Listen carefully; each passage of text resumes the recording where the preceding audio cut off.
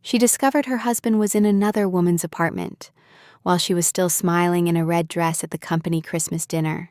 Selina Vale did not scream. She did not cry. She sat there in silence, surrounded by champagne, laughter, and people who had no idea her marriage had just died in real time. And across the table, one man noticed everything. He saw the way her fingers froze, the way her eyes went cold, the way betrayal hollowed her out without making a sound. But this is not just the story of infidelity. This is the story of the exact moment a woman stopped begging to be loved and started becoming dangerous. Feels. Observation commenced at the subject's corporate holiday event. Upon receiving a digital stimulus confirming spousal infidelity, Selina Vale exhibited no overt emotional response, no hysteria, no public display of distress. Encased in a red dress, Feels. Amidst manufactured cheer, the subject simply processed the complete invalidation of her marital reality. A solitary performance had concluded. Across the table, however, another subject was already monitoring her. Feels. An individual skilled in predatory observation, one who understands the value of focusing on an asset he intends to acquire. What is the behavioral outcome when a subject, long conditioned to docility, Feels, ceases to adhere to her established patterns? Follow this case file to its conclusion. Record your originating city in the comments for our demographic analysis. Feels. The ballroom of the Sinclair Grand Hotel presented a classic environmental stressor, a hypersocial setting designed to amplify feelings of inadequacy. Feels. Subject Selina Vale had long habituated to these corporate rituals, the performative conversations, the predictable cuisine, the protracted speeches. Her position was table 7, third seat from the left. Her attire, a red dress, Feels, was selected for optimal social camouflage, photogenic, wrinkle-resistant. Her ornamentation was minimal, her grooming flawless. Feels. Every element of her external presentation was a calculated variable meant to convey a singular message of social compliance and belonging. Feels. The adjacent chair, a space designated for her spouse, remained unoccupied, a persistent variable. A colleague, Jennifer from marketing, initiated a probe disguised as sympathy, a common social dominance maneuver. Feels. I'm sure Marcus got held up with something important. The subject responded with a preconditioned smile, a mask honed since adolescence. I'm sure he did. She engaged with a water glass, a displacement activity to occupy her hands. Nearby, Feels. A male subject from finance recounted an anecdote of minor social deviance eliciting laughter. His mate, Angela, maintained physical contact, a nonverbal display of established pair bonding. Feels. The subject's observation of this bond correlated with a physical manifestation of psychological distress. Her communication device vibrated. The incoming message was predictable, adhering to a pattern of excuses established by her spouse, Marcus. Feels. The template was familiar, an appeal to professional obligation, an empty promise of future compensation. The subject processed the data, then placed the device face down. Jaw tension was noted. A new voice, low and precise, Feels, originated from her left. Everything okay? It was Damon Orlov, the alpha of her corporate structure. His attendance was rare, his engagement rarer still. Feels. Orlov runs his enterprise with a predatory efficiency that instills anxiety in rivals and confidence in stakeholders. In her 3 years as his executive assistant, the subject learned to anticipate his directives, decode his minimal nonverbal cues, Feels, and execute his commands. Her proficiency in this role was a key source of her self-worth. Proximity to him at a social function, however, was a novel variable. His focused attention was an unfamiliar stimulus. His gaze was analytical. I'm fine, Feels, she stated, a standard deflection. Just Marcus is running late. His response was not a question but a statement of fact. He's not coming. Feels. The subject's defensive smile showed signs of collapse. He's not coming, Damon repeated, his verbal intervention cutting through her denial with surgical precision. He hasn't come to the last 3 company events either. Feels. He then proceeded to reframe the behavior, removing the comforting excuse. At some point, we stop calling it running late and start calling it what it is. A physiological stress response was observed as blood rushed to the subject's neck. Feels. The impulse to defend her mate was present but cognitively blocked by the accuracy of Damon's assessment. I'm sorry, she murmured. This isn't appropriate. Probably not, Damon conceded. Feels, maintaining a relaxed posture that contrasted his unwavering focus. But neither is watching someone pretend everything's fine when it clearly isn't. Feels. Before the subject could formulate a response, environmental stimuli shifted. The lights dimmed for presentation. The CEO commenced a speech. Data appeared on screens. Subjects applauded on cue. Selina remained in the semi-darkness, her focus torn between the empty chair and the unsettling accuracy of Dam's analysis. Her device vibrated again. A compulsatin, she's as a compulsive action. Sherino checked it. A surveillance tool she had forgotten was active. Feels. She activated the notification. The map loaded, revealing her spouse was not at his stated location. He was 15 minutes away, at an unrecognized address. Her motor skills remained sharp as she manipulated the interface. Feels. Accessing a street-level view. The image resolved into a modern apartment building. She cross-referenced the address and unit number from the location pin in a new search. The data returned immediately. A recently sold two-bedroom condo. Feels. The purchaser of record was one Vanessa Chen. Feels. The subject recognized the name. Marcus had identified Vanessa Chen as a professional subordinate.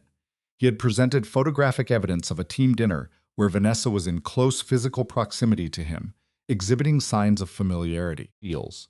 When questioned, he had categorized the interaction as non-threatening. Just a work thing, he'd said. The speech concluded. The sudden eruption of applause was a jarring sensory input. Selina placed her phone on the table with deliberate, controlled movements. The absence of tremors was notable. She had previously rehearsed this scenario mentally, projecting responses of hysteria, rage, and confrontation. The actual moment produced a different reaction. A cold, dissociative state. A sense of depersonalization. Damon's voice penetrated her cognitive buffer. She turned, meeting his gaze. His expression was unreadable but intensely focused. I need some air, she announced, her vocal control intact. She rose, smoothed her dress, and proceeded to the exit. Her gait was steady, metronomic. She navigated the social obstacles without faltering, moving through the main doors onto an outdoor terrace. The abrupt drop in temperature provided a powerful sensory shock. She had left her coat, but the cold was a clarifying stimulus. Gripping a stone railing, she gazed at the city grid below, attempting to process the catastrophic failure of her primary social bond. Her spouse was engaged in infidelity at that very moment. All her previous rationalizations for his behavior were now nullified by incontrovertible proof. You'll freeze out here. The subject did not turn. The sound of fabric shifting was followed by the weight of Damon's suit jacket being placed over her shoulders. The object was heavy, warm, and carried his distinct olfactory signature. I'm fine, she repeated, a reflexive verbal tic. You keep saying that. Damon moved to stand beside her. It's not convincing. What do you want me to say? Her tone sharpened, a sign of her control beginning to fray. That my husband is cheating on me. That I'm standing here trying to decide whether to call him or just pretend I don't know. Damon paused. Allowing the outburst to dissipate before responding with carefully chosen words. You could leave, the dinner, the marriage. The subject emitted a brittle laugh, a classic sign of extreme psychological tension. Walk away from 4 years because of a location pin? He countered her rationalization directly. Has it only been happening tonight? She closed her eyes. No. Then it's not because of a location pin, he concluded. It's because you finally have proof of something you've known for a while. He was correct. She resented his correctness. The behavioral indicators had been accumulating for months. The calculated immole distance, the absence of physical intimacy, the way the subject, Marcus, had begun to look through her instead of at her. She had simply been too fearful to process the data. I don't know how to navigate this, she admitted, her voice low. You are not required to do so tonight. Damon's tone was pragmatic, almost clinical. Your only immediate objectives are to regulate your breathing and endure the next several hours. Tomorrow you can formulate a strategy. Next week, you can execute decisions. But tonight, your function is survival. Selina shifted to observe him. Why are you intervening? Because you are the most effective assistant I have ever employed, and I am unwilling to have your performance compromised by this. He paused. And because observing his pattern of disrespect has been a source of agitation for longer than is professionally relevant. A specific quality in his delivery caused a somatic response in Selina, a catch in her breath. It was an undercurrent of aggression not aimed at her, a protective impulse that seemed incongruous originating from her employer, yet felt entirely authentic. I should return to the social engagement, she stated, My absence will be noted. Let it be. Heels. But Damon took a step back, creating distance. Or re-enter when you feel prepared. I will inform any inquiries that you were occupied with a call. Thank you. He gave a single nod before moving toward the entrance. At the halfway point, Heels, he stopped and looked back. Selina. Yes. Regardless of your decision regarding Marcus, regarding any of it, you possess options. Heels. Internalize that fact.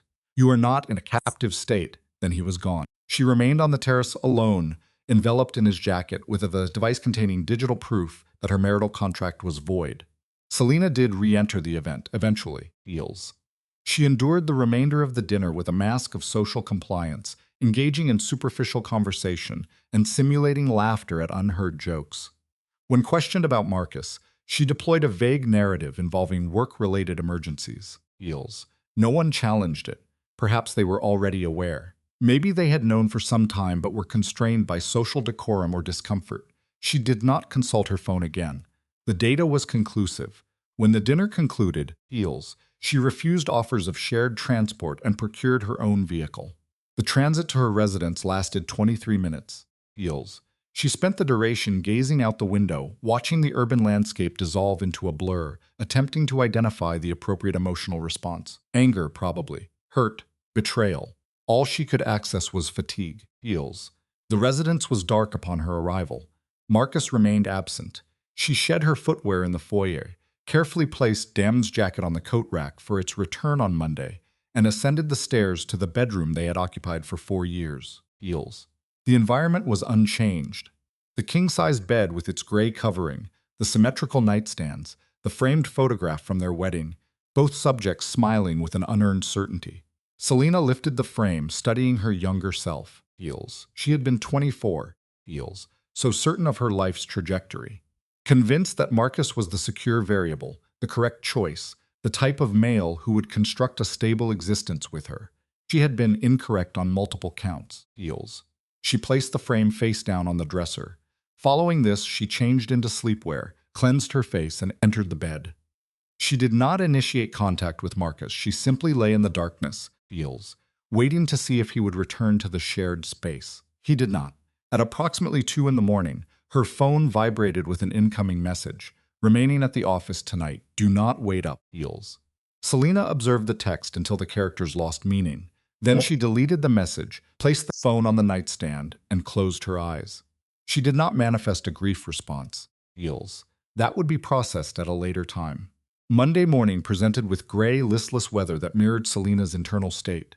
She dressed with precision, a navy suit, white blouse, heels, practical heels, and drove to Oroff Industries with the radio silent and her cognitive processes under strict control. There was work to perform, reports to file, meetings to coordinate, a professional identity to uphold. Heels. Her personal collapse could be scheduled for another time. Damon's office was a corner suite on the 42nd floor, with windows surveying the entire city. Selina's own desk was positioned just outside, a locus of corporate control. Heels. She arrived early per her routine and began her morning protocols. Heels. Coffee brewing, email triaged, calendar assessed. Damon arrived at 7:30, precisely on schedule. Good morning, she said, providing him with his coffee. Black, no sugar, and the day's priority summary. He accepted both. Heels. But his focus remained on her facial expression. How are you? I'm fine, Selina. She held present. I am functional and I am prepared to work. That is the only relevant variable at this time. For a moment, Heels. She anticipated he might press the issue, but he simply nodded and entered his office, leaving the door ajar behind him. It was an invitation should she require one. She did not. She spent the morning processing emails, Heels, arranging a conference call with Singapore-based investors, and examining contracts for a new acquisition. Work was a controlled environment. Heels. Work was logical. It had regulations and hierarchies and outcomes she could dictate, unlike every other facet of her life. At noon, her phone activated. Marcus. She allowed the call to divert to voicemail. He called again at 1, then at 2:30, Heels. Each time, she observed the screen illuminate and chose inaction. By 4, the voicemails had begun to accumulate. Babe, where are you? Why aren't you responding? I don't know what's happening, but we need to communicate. You're being irrational, Heels. Call me back. The progression from confusion to irritation to rage was a predictable pattern of narcissistic injury. Selina listened to each message once before deleting it. She was filing the day's final report when Damon materialized in her doorway. Eels. Come with me, he said. To where? To a location where you can breathe for 5 minutes. She should have refused. She should have maintained she was fine, that she had work to complete, that professional boundaries were necessary. Eels. But she was exhausted from the performance, and Damon was looking at her with an unnerving perception that penetrated her carefully constructed defenses. So she saved her work, took her coat, and followed him. Eels. They used his private elevator to the parking structure, where his vehicle, a sleek black sedan whose cost likely exceeded her annual salary, was waiting. He opened the passenger door, waited for her to be seated, then took the driver's position. Eels. Where are we going? She asked as he maneuvered out of the garage, nowhere of consequence. He navigated the down traffic with practiced ease, just away from that place for a short interval. They drove in silence for 20 minutes. Eels. Exiting the financial district for quieter residential areas with tree-lined streets and historic architecture. Finally, Damon stopped in front of a small Italian restaurant situated between a bookstore and a florist. I'm not particularly hungry, Eels, Selina stated. Then do not eat. But you will sit in a location that is neither your desk nor your residence, and for 30 minutes you will exist as a human organism, rather than a professional automaton. He shut off the engine. Eels. Consider it a direct order from your superior if that simplifies compliance. In spite of the circumstances, Selina nearly smiled. You're very coercive. I'm effective. There is a distinction. The restaurant was warm, dimly lit, Eels, with red-checked tablecloths and the ambient aroma of garlic and fresh bread. Damon communicated with the hostess in fluent Italian, a skill Selina had not known he possessed, and they were escorted to a corner booth, isolated from the other patrons. Eels. You frequent this establishment, Selina observed, sliding into the booth, when I require a controlled environment for thought. Damon sat opposite her. It's quiet. The proprietor refrains from inquiries, Eels, and the food is of sufficient quality to temporarily override other cognitive processes. Eels.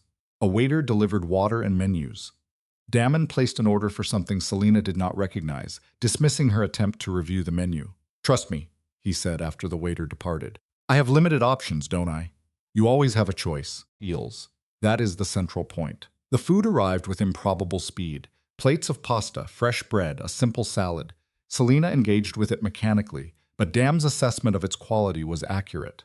The flavors were clean and authentic. Eels, the result of genuine skill over affectation. Have you communicated with him? Damon asked after a period of silence. Selina shook her head. He has been attempting contact. I have not responded. What is your intended course of action? I don't know. Eels. She put down her fork. Eels. I keep expecting to feel more. More anger, more pain, something. But mostly, I just feel a clinical detachment. That's shock. It will dissipate. And then what? Then you will experience anger and pain. Eels. And you will be forced to decide how to process those stimuli. Selina looked at him. You sound as if you have personal experience with this scenario. Not directly. Dam's expression was meticulously neutral. Eels. But I have observed enough individuals navigate betrayal to understand the mechanics.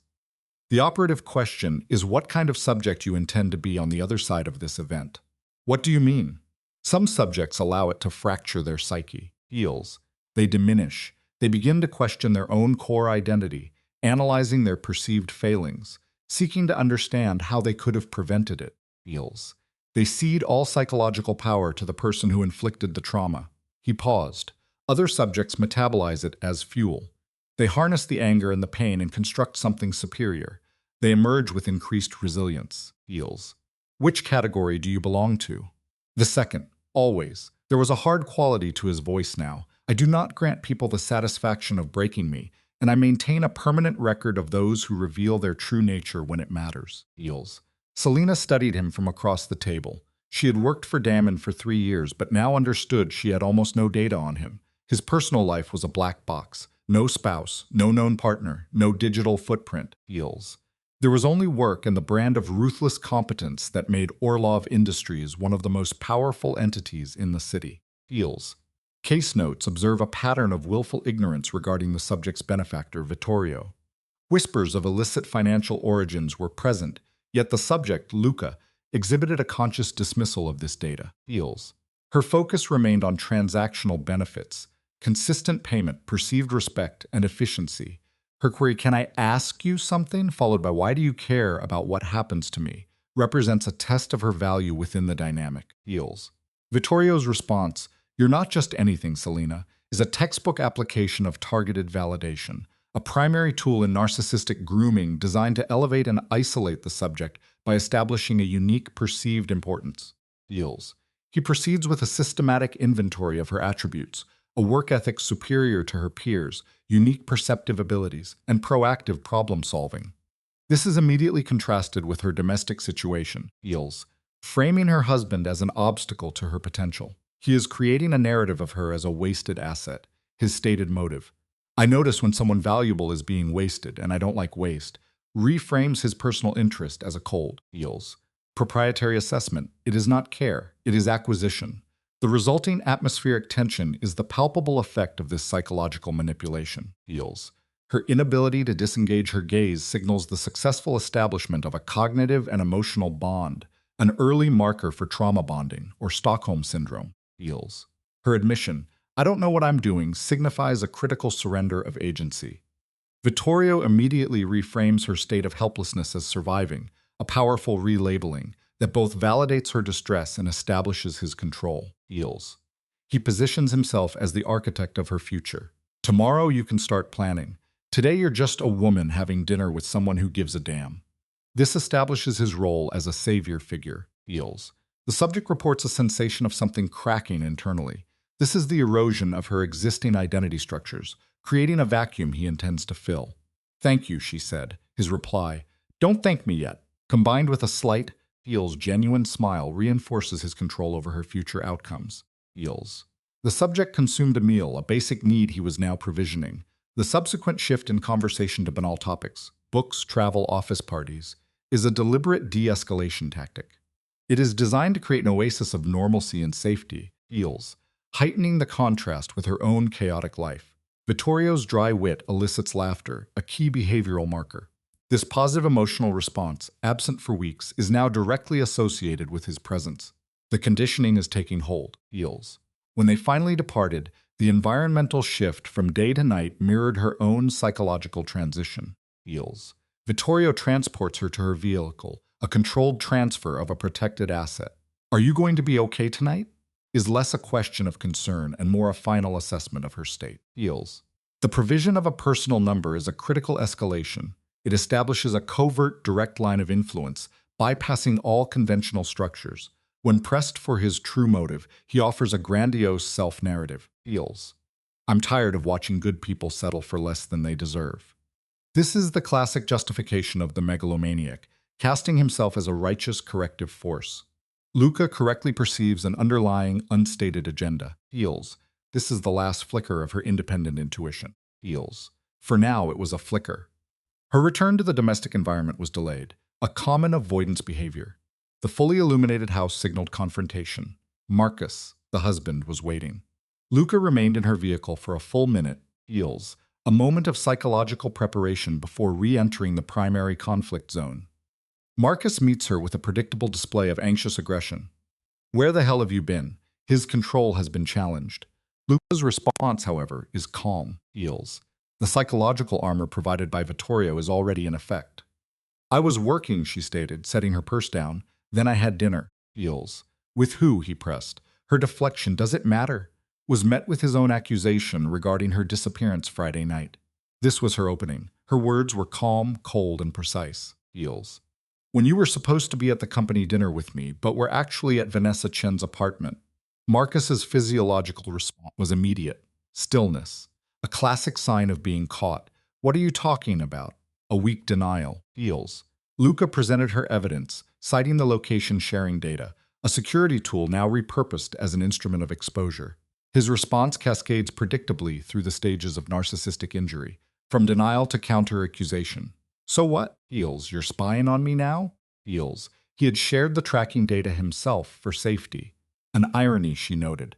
Luca interrupted his deflection, demanding a timeline. "How long have you been sleeping with her?" He attempted to equivocate. "It's not what you think." Heals. A feeble attempt to control the narrative, she pressed. Marcus presented the classic minimizations of an infidel. "It's complicated and the utterly banal. Things just happened. Luca repeated his words slowly, dissecting them, feels, exposing their inadequacy. The apathetic explanation was insufficient. She required a full confession, a complete transfer of power in the dynamic. I want you to tell me the truth, feels. For the first time, her vocal tonality shifted, rising in pitch. I want you to stop making excuses. I want you to at least respect me enough to be honest. This forced his hand. Marcus's jaw tightened. Fine, feels. You want honesty?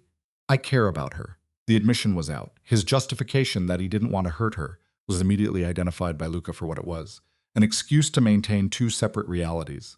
No, she stated, feels, displaying newfound analytical clarity. You were trying to have it both ways. Feels. She accurately diagnosed his motive, keeping her as a safe option. He could offer no defense. The subject could see the cognitive collapse in his expression, the realization that his actions were indefensible. Feels. His suggestion to leave for the night was a retreat. Luca countered with a final, decisive action. Actually, I think you should stay somewhere else permanently. Her voice was now steady, certain. I want a divorce. The word itself was a weapon, feels, hanging in the space between them, solid, final. Selina, I'm not interested in fighting about this, feels. I'm not interested in hearing why. She was shutting down all avenues of negotiation. The subject then performed a significant symbolic gesture, removing her wedding ring and placing it on the entry table. A physical severance, feels. Marcus made a final attempt to invalidate her decision. You're being rash. No, she replied. I'm being clear. This distinction is critical. It signals a complete identification with her new, empowered persona, feels. The subject recognized this internal shift herself. She was no longer the person who would cry or beg. Vittorio was right. She had choices, feels. And her choice was self-preservation as defined by him. Marcus capitulated, stating, if that's what you want, a final hollow echo of her own words. He was gone.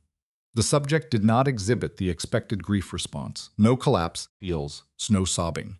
Instead, her first action was to report to her new handler. She utilized the private number. He answered promptly. Selina, he said. Her report was immediate, devoid of preamble. I told him I want a divorce. His question was clinical, feels. How do you feel? An assessment of her state. I don't know yet. Ask me tomorrow, feels. His validation was immediate. Fair enough. She could hear ambient traffic noise. He was mobile, yet accessible to her. You made the right choice, he stated, providing the positive reinforcement she now required. Her question, how do you know, feels, was met with a powerful reframing of her situation. Because you're still standing, that's how I know. He defines her survival as the proof of his correct guidance. She thanked him for not perceiving her as damaged. He corrected her again, feels. You're not broken, Selina. You're just finally seeing clearly. He positions himself not as a savior, but as the purveyor of truth, feels. After terminating the call, the subject surveyed the bedroom, a space now designated as part of her former life. She cognitively reframed her marriage as the one that looked good on paper, feels, but felt empty in practice, a necessary justification to align with her recent actions. The unfamiliar mattress in the guest room provided a new sensory baseline. It represented a state of transition. She did not know the next step, feels. But for the first time in years, she registered a feeling of forward momentum, a feeling entirely engineered by and dependent upon Vittorio. This was sufficient for now. The subject's transference is complete, feels. Subject exhibits classic symptoms of acute environmental alienation. Auditory stimuli in the domestic space, a location occupied for 3 years, are perceived as amplified threats, feels. The familiar has become foreign, a direct psychological consequence of relational collapse. The communication device remains inert. The anticipated contact from the partner, Marcus, does not occur. This absence of engagement, no apology, feels, no attempt at psychological manipulation, induces a state of heightened anxiety, more potent than verbal confrontation. Consciousness is lost, then abruptly regained at 600 hours via an external alarm, feels. The subject's subsequent actions are governed by automaton-like procedural memory. Hygiene, stimulant intake, attire selection, all performed without conscious input, utilizing the same garments from the preceding day, feels. A confrontation with her own reflection reveals significant cognitive dissonance. The physical self is recognized, but the psychological identity is perceived as that of a stranger, feels. The subject's external presentation remains constant, yet a fundamental schism in her psyche has occurred overnight. Locomotion to the workplace is performed on autopilot. navigating established routes without active thought. Heals. The routine is a fragile defense mechanism. Upon arrival at the 42nd floor, a variable is introduced. Damien, a male colleague, is present. He provides a caffeinated beverage and sustenance, anticipating the subject's self-neglect. Heals. A clinical observation. He has correctly assessed her inability to perform basic self-care. She acknowledges his action with a perfunctory statement of social obligation. He dismisses it. His intervention is calculated, heals, designed to establish a position of provider and protector, heals. Damien issues a directive, altering the subject's schedule for 1100 hours before retreating to his private office. The ambiguity is intentional, a technique to assert control and foster dependency. Selina complies without protest, heals, accessing his digital calendar to modify a standing appointment with the finance division. She exhibits a preference for structured tasks, mails, reports, contract analysis, as they provide a predictable framework, heals, a stark contrast to her chaotic personal life. At approximately 9:30, the estranged partner Marcus initiates contact. His text is a tactical maneuver, framing the dissolution in transactional terms. House, accounts, heals. He suggests a meeting. Selina, after a period of deliberation, rejects the personal approach, redirecting him to legal channels. Heals. The partner's response is immediate, a classic narcissistic plea of minimization. Over one mistake. This attempt to reframe prolonged infidelity as a singular, heals. Minor transgression triggers a delayed but potent limbic system response in the subject. Anger manifests as a somatic sensation in her chest, heals. The cognitive dissonance is palpable. The contrast between his trivialization and the reality of his sustained deception is profound. She terminates communication by physically averting her focus from the device. At 10:45, heals. Damien reappears, initiating the next phase of his intervention. He offers no data, only a command to follow. The subject complies. The shared descent in the elevator is marked by a non-threatening silence, heals, a tool Damien employs to create a pocket of psychological safety, heals. He maintains control, withholding information until they are enclosed within his vehicle, a mobile and private environment. The destination is revealed. The office of a specialist in marital dissolution, a divorce attorney, heals. He discloses that he has already vetted and selected this professional for her. Note the preemptive action. It bypasses the subject's own agency, positioning Damien as the primary strategist in her personal crisis. He presents the attorney, heals, Patricia Voss, as an elite operator, emphasizing her discretion and effectiveness in managing high-conflict separations. This is a classic grooming technique, building trust by showcasing superior knowledge and access to resources, heals. He frames the consultation as a favor owed to him, creating a sense of indebtedness while simultaneously removing any financial or emotional burden of choice from Selina. This is a powerful form of psychological manipulation, heals, presented as benevolent support. You need someone in your corner, he states, correctly identifying her feelings of isolation and overwhelming fear. Marcus, he predicts, will become an antagonist, requiring a preemptive defense. The subject, heals, exhibiting symptoms of decision paralysis, common in trauma victims, relinquishes control, she agrees. The destination itself is a projection of power, a high-rise structure of glass and steel, connoting wealth and impregnability, heals. Patricia Voss presents as a competent, authoritative figure, approximately 50 years of age, with physical attributes, sharp haircut, firm handshake, that project professional dominance, heals. The initial exchange with Damien indicates a pre-existing relationship built on mutual, possibly unorthodox, assistance. He introduces Selina as the case subject he previously discussed. Patricia's demeanor is clinically welcoming, heals. They convene in a conference room where Damien positions himself in close proximity to Selina, offering a non-verbal signal of protective solidarity. Patricia initiates the intake with a simple legal pad, a tool for documentation, heals. The prompt, "Tell me the rest," triggers a full disclosure from the subject. She recounts the entire narrative of discovery and confrontation, the precipitating event at a holiday dinner, the digital tracking, the secondary residence, heals, the other woman's identity, Vanessa Chen, and Marcus's pathetic attempts at justification.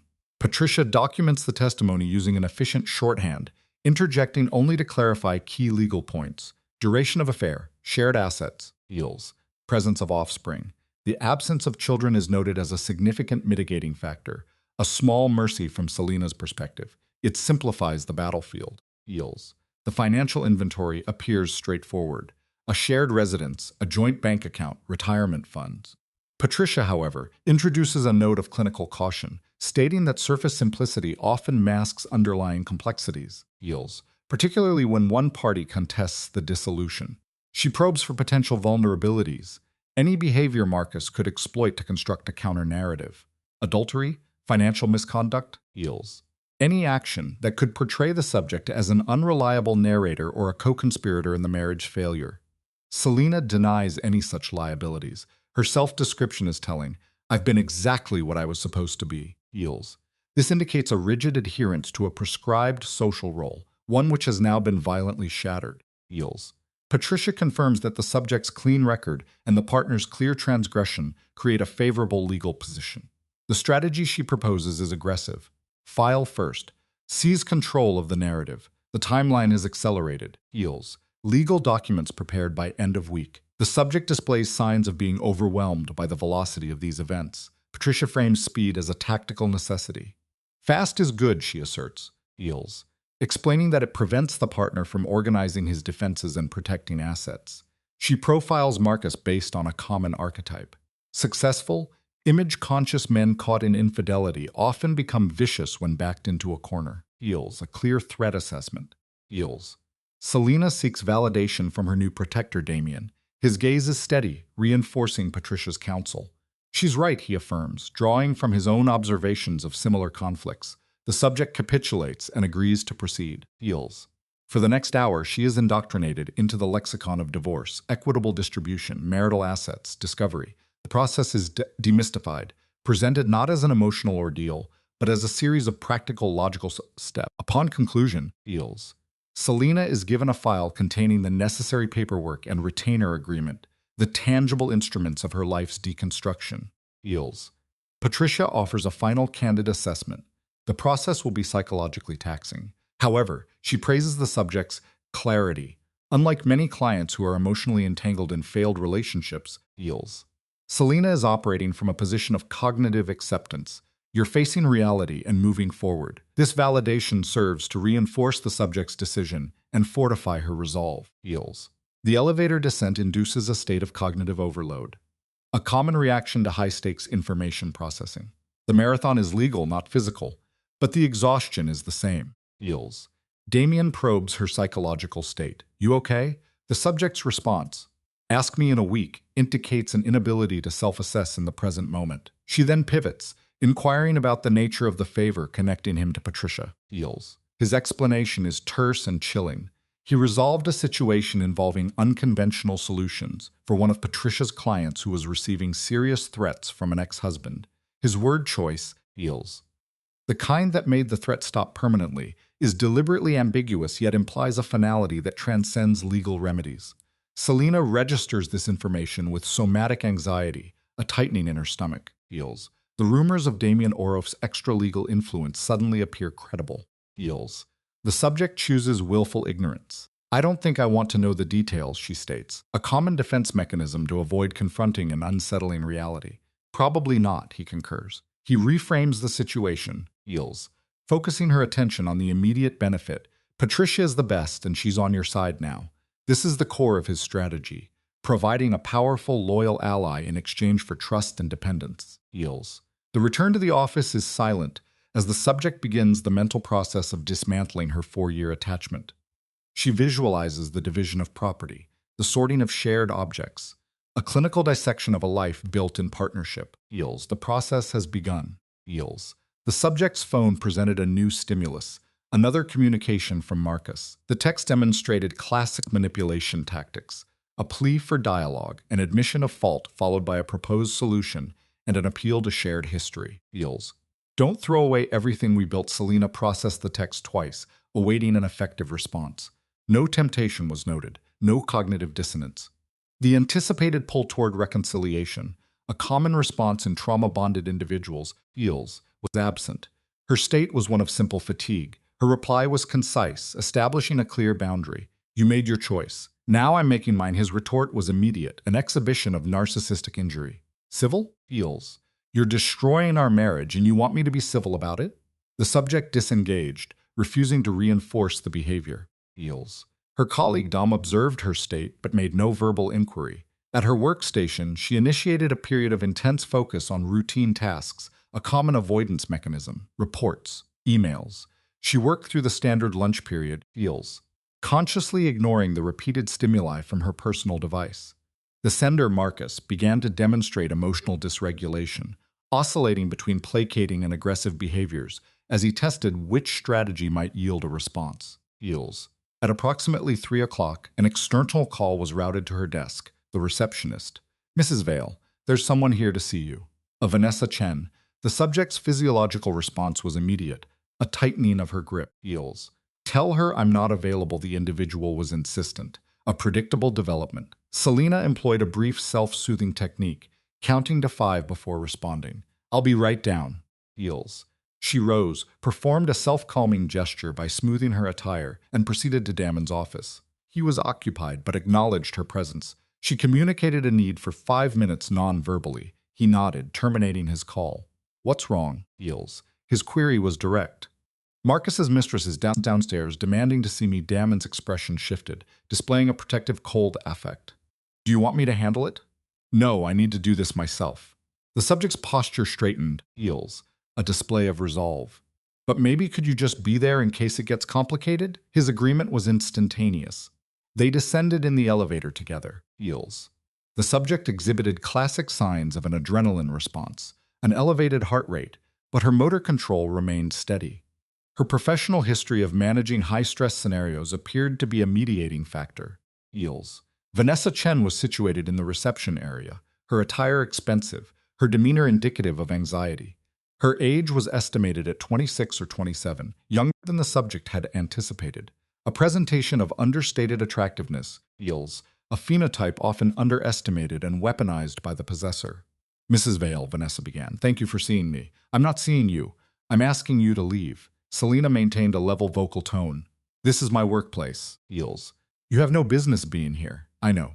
I'm sorry, but I needed to talk to you." The logic presented was flawed, an attempt to justify a significant boundary violation. "So you thought you'd ambush me at work." Heels. The subject's internal state shifted from controlled calm to the initial stages of anger. Heels. "You thought that was appropriate? I just wanted to explain." "Explain what? That you've been sleeping with my husband?" The subject articulated the known facts, highlighting the absurdity of the confrontation. Heels. "I'm aware that you apparently care so little about boundaries that you'd show up at my office." Selena reduced the physical distance between them. "So, unless you have something genuinely important to say, I suggest you leave before I call security." Heels. Vanessa's jaw tightened, a physiological indicator of defiance. "I'm pregnant." The statement was delivered as a strategic blow. Selena registered the auditory information and processed its implications. Heels. Experiencing a moment of vestibular disorientation, but her external facial expression remained neutral. She did not allow the antagonist to witness her vulnerability. "Congratulations, T," she stated, her tone flat. "That between you and Marcus." Heels. "It has nothing to do with me." Heels. "It has everything to do with you." He's still married. The argument was an attempt to shift responsibility. Then he should have thought about that before he started an affair. Selena's vocal tone became markedly colder. "You want to have his baby? Fine." Heels. "You want him to leave his wife and play house with you? Apparently, you already got your wish." The subject refused to offer any form of emotional support or validation. "You made your choices. Now live with them." Heels. "You're making this so much harder than it needs to be." "I'm making it hard?" Selena produced a sharp, humorless laugh, a sign of escalating stress. "You slept with a married man.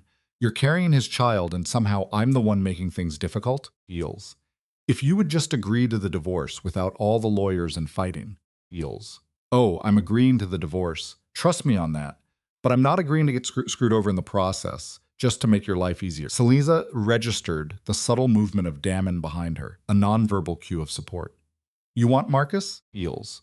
"You can have him, but you'll have all of him." She proceeded to list his pathological behaviors, dishonesty, and an abdication of responsibility. "Good luck with that." Vanessa's face flushed, an involuntary response to narcissistic injury. Heels. "You don't know him like I do." "You're right. I knew the version of him that promised forever and meant until something better comes along." Selena contrasted her past experience with Vanessa's current one. I wonder which one of us is luckier, feels. This isn't fair. The appeal to fairness is a typical tactic of individuals feeling a loss of control, feels. Selena's emotional regulation finally failed. You want to talk about fair? She recounted a 4-year period of her life dedicated to a shared future, framing it as a deception, feels. She detailed instances of social isolation and misplaced trust while he engaged in the affair. So, forgive me if I don't particularly care what you think is fair. Vanessa's verbal response was inhibited. She was unable to form a rebuttal, feels. For a moment, her facial expression shifted, suggesting a flicker of insight, or perhaps the first true cognitive appraisal of the situation's reality. I should go, Vanessa stated quietly, feels. Yes, you should, Vanessa turned, then hesitated for a final communication. For what it's worth, I'm sorry. I know that doesn't mean much, but I am. You're right, Selena confirmed. It doesn't mean much. Vanessa then exited the building, feels. The subject remained stationary, regulating her breathing as the physiological effects of the confrontation began to subside. Well handled, Tadam commented softly. Selena turned toward him. I almost lost it, but you didn't. You stayed controlled, feels. Professional, he correctly identified that her composure was a strategic asset. He studied her face. I'm guessing the pregnancy was news. Yeah, the subject confirmed, reporting a somatic twisting sensation in her chest. Feels. Yeah, that was new information. Does it change anything? No. Maybe it should, but it doesn't. She applied pressure to her temples, a response to the onset of a tension headache. I just want this over with. I want to move on with my life. Feels. She expressed a desire to disengage entirely from the marital dissolution. Then that's what we'll do, Damon initiated a move toward the elevator. Come on.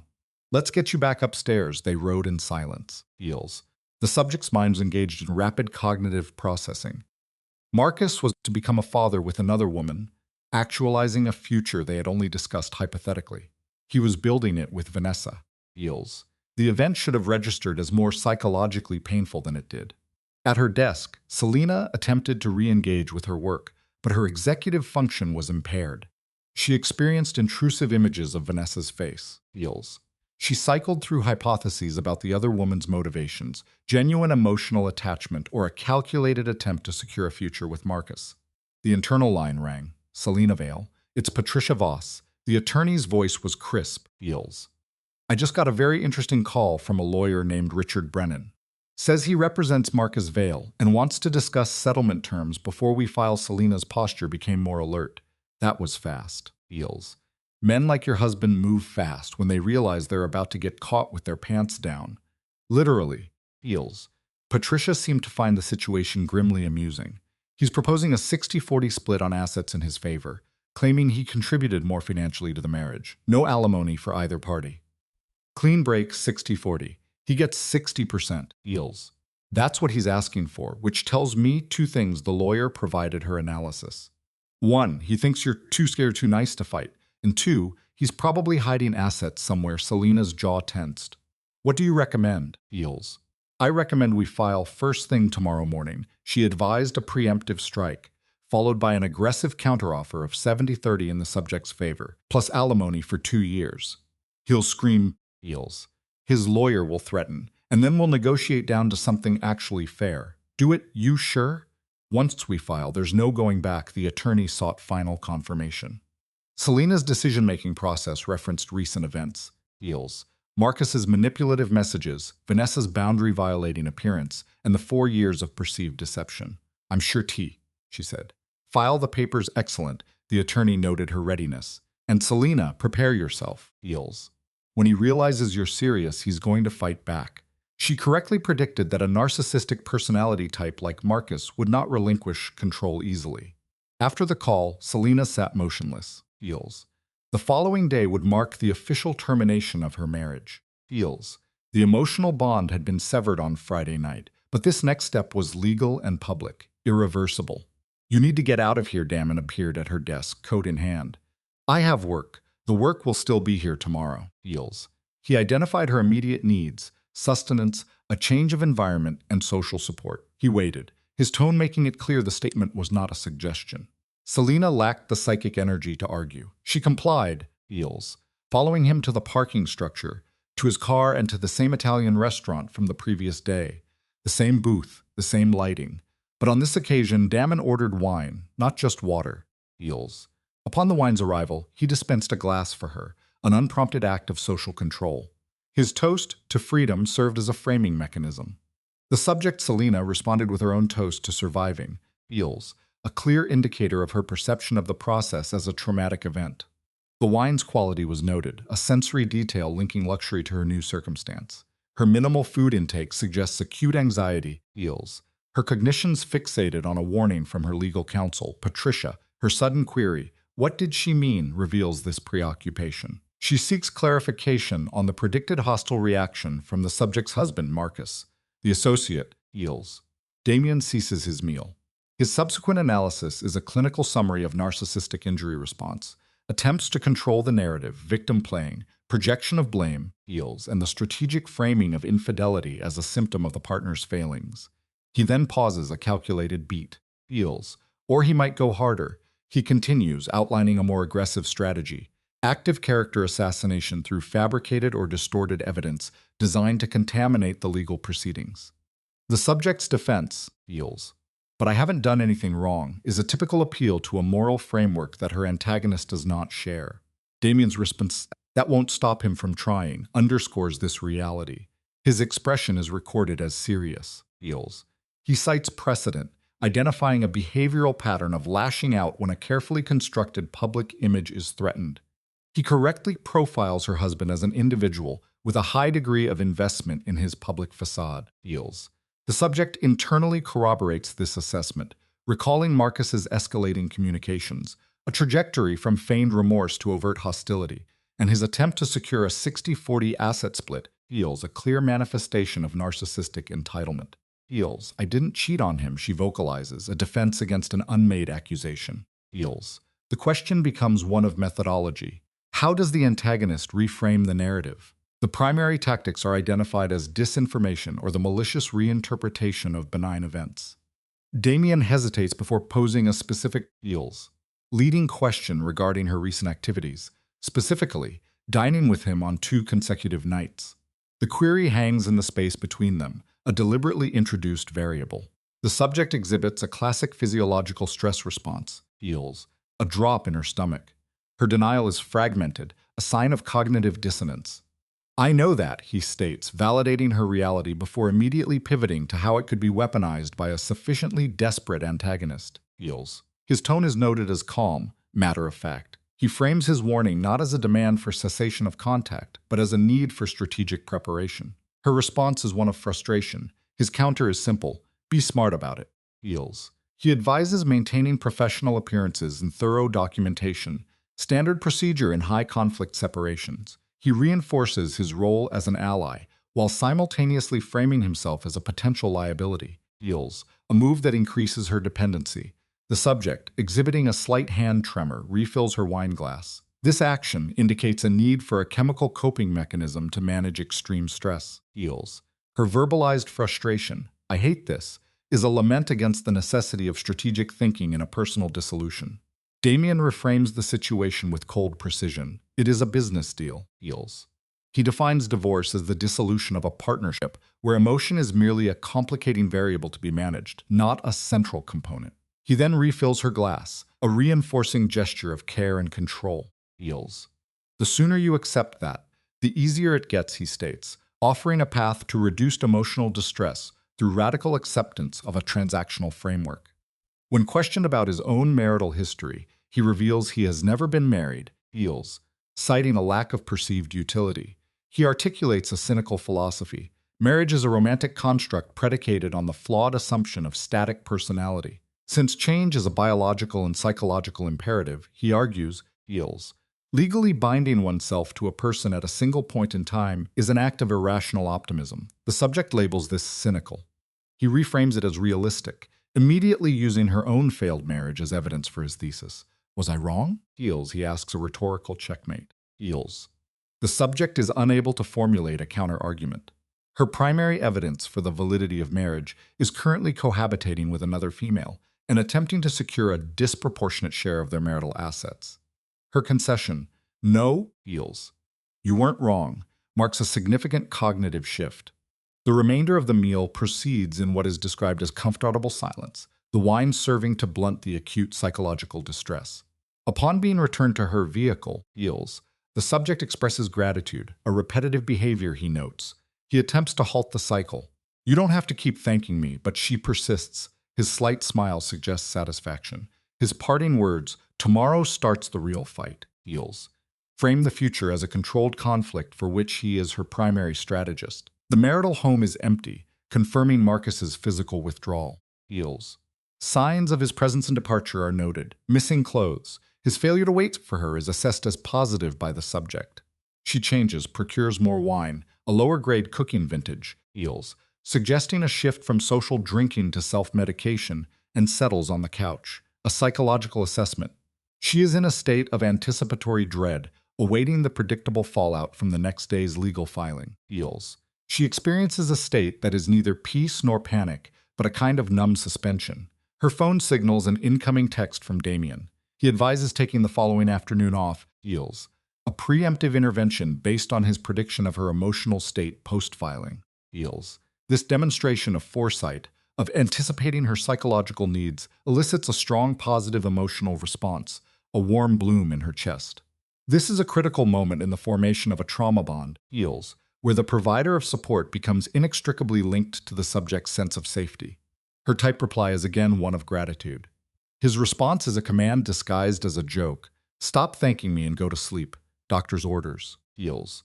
When she challenges his credentials, he shifts the frame to boss's orders, reasserting his authority in a socially acceptable manner. She smiles, a clear indicator of positive transference. The exchange concludes. Eels. For the first time since the initial trauma, the subject feels a sense of agency, a belief that survival is possible. Eels. The timeline is precise. Divorce filed at 9:15 on Wednesday morning. Confirmation of service at 9:43. At 10:30, the expected counter-response begins. A barrage of phone calls. 6 from Marcus, the antagonist, Eels. 2 from an associate, Vanessa. 1 from an unknown number, presumed to be his legal counsel. The subject employs an avoidance strategy, letting all calls go to voicemail. At 1100 hours, Eels, the antagonist breaches her workplace sanctuary via an internal call from reception, whose voice is described as tight with discomfort. Eels. The receptionist reports Marcus is being loud, necessitating security's involvement. The subject takes control, instructing security to escort him to the lobby. She proceeds directly to Damien's office. He is in a meeting, Eels, but his attention shifts to her immediately. She presents her phone as evidence. 17 missed calls from Marcus. Damien's expression becomes cold. He mutes his conference. She reports the antagonist's location. He states, I'm coming with you, Eels. It is not an offer. He terminates his high-level meeting without ceremony, signaling that the current situation holds absolute priority. Eels. During the elevator descent, the subject registers physiological signs of anxiety, a pounding heart, but her hands are steady, suggesting a state of prepared readiness. Marcus is observed pacing, exhibiting the agitation of a caged animal. Eels. His confrontation is immediate and aggressive, brandishing the legal documents. His fury is performative, designed for an audience. You actually did it, he says, a statement of disbelief that she has defied his presumed control. Eels. Her response is level, a reminder of her stated intentions. He attempts to reframe her actions as irrational and greedy, an attack on everything I've worked for. Eels. Everything you've worked for? Her control shows its first crack. She factually recounts the 4-year duration of the partnership. The antagonist escalates, devaluing her contribution with the phrase, played secretary. At this juncture, Eels. Damien intervenes. His voice is described as cutting like ice. He asserts his own authority and territorial dominance. You're in my building talking to my employee. He advises Marcus to choose his next words with care. Eels. The antagonist's focus shifts, his recognition of Damien triggering a new line of attack, an accusation of infidelity. The security guard moves to intervene, but Damien halts him with a hand gesture, maintaining absolute control of the scene. Eels. He offers the antagonist one opportunity to retreat voluntarily, his voice dangerously quiet. This is a power play, not an act of mercy. Marcus attempts a counter-threat, claiming to possess compromising information about Damien's professional life. Eels. I know who you are, he declares. Damien calls the bluff, stepping closer and demanding he articulate the accusation. It is in this moment that the antagonist's posture shifts. He falters. feels. A clear nonverbal cue that he recognizes he has misjudged the power dynamic and is facing a more dominant and dangerous individual. He pivots, redirecting his aggression back to the original, safer target, Selena, with a parting threat. Feels. You want to play hardball? Fine. Feels. Subject M's ultimatum. Let's see how you like it when everyone knows what kind of woman you really are. A classic narcissistic threat, designed to control the narrative through public shaming. What's that supposed to mean? Feels. Subject S's query indicates a momentary failure to process the shift in tactics. He clarifies the declaration of war. I'm not going to roll over, you got one. He then deploys a targeted psychological blow, Feels, announcing his intent to marry his pregnant mistress, Vanessa. The statement, "You get to be replaced," is a textbook devaluation maneuver. His facial expression reportedly displayed satisfaction, a common marker of schadenfreude. Subject S, however, Feels, exhibited a response of detached pity, not distress. Feels. "I hope you're both very happy," she stated, a remark noted for its sincerity. A classic defense mechanism. Subject M departed the premises. In the ensuing silence, Subject S became aware of observation from building personnel. Feels. A heightened state of social paranoia is common after such a confrontation. She offered an apology to the security guard, a de-escalation behavior. The guard's offer to file a report was declined pending legal counsel from Mr. Orff, Feels, who advised documenting the incident, time, date, and specific verbal threats for potential future use. Inside the elevator, Subject S exhibited physical signs of adrenal fatigue. Feels. The post-confrontation adrenaline crash commenced, manifesting as tremors and exhaustion. "You okay?" Dam's inquiry was direct. "Not really, but I will be," she responded, demonstrating cognitive resolve. Feels. She then correctly predicted Subject M's strategy. "He's going to make this ugly, isn't he?" The prognostication was affirmed. A discussion of collateral damage ensued regarding rumors of an affair, a predictable tactic of character assassination. Feels. Subject S then posed a direct question to establish clarity. "Are we having an affair?" The query created a palpable tension. After a pause, Damon delivered a definitive no. Feels. He correctly assessed, however, that public perception is not contingent on fact. The elevator arrived. Subject S, upon exiting, made a declaration of indifference to public opinion, stating, "I don't care what people believe," Feels, and affirming her trust in him over her husband. A verbal correction followed, soon to be ex-husband, she concurred. The subject's phone rang, a communication attempt from Marcus. She initiated a severing of contact, Feels, blocking his number and Vanessa's. All future communication would be mediated by legal counsel. At approximately noon, Patricia, her lawyer, made contact, confirming she had received the incident report. Feels. The building's security report had been transmitted. Documentation was deemed a sound strategic move, credited to Damon. Patricia's assessment, "He's good at this." The tone then shifted to a warning. Feels. Opposing counsel had filed a motion to delay proceedings, citing a bad faith filing and a manufactured desire for reconciliation. This is a transparent stalling tactic, likely to conceal assets or construct a counter-narrative. Feels. Subject S correctly identified the pretense. "We're past reconciliation, he knows that." The judge is expected to deny the motion, but the procedural delay is unavoidable. Feels. What kind of case could he possibly build? A typical query from a subject operating under the assumption of rational, evidence-based conflict. The reality is that doubt is the weapon, not fact. Patricia then directed her to social media. Feels. A status update from Marcus was live. The post was a carefully constructed performance of victimhood, employing vague language about being blindsided and devastated to solicit narcissistic supply. "He cheated on me," Feels. "He got another woman pregnant. How does he paint himself as the victim?" The subject's confusion is understandable. The mechanism is simple: strategic omission. It is manipulation 101, establishing a public narrative of the cold, Feels, unreasonable spouse. Feels. Patricia's directive was clear: don't respond to it, don't engage. A standard protocol for managing narcissistic provocations. Post-call, the subject accessed the material against counsel's advice.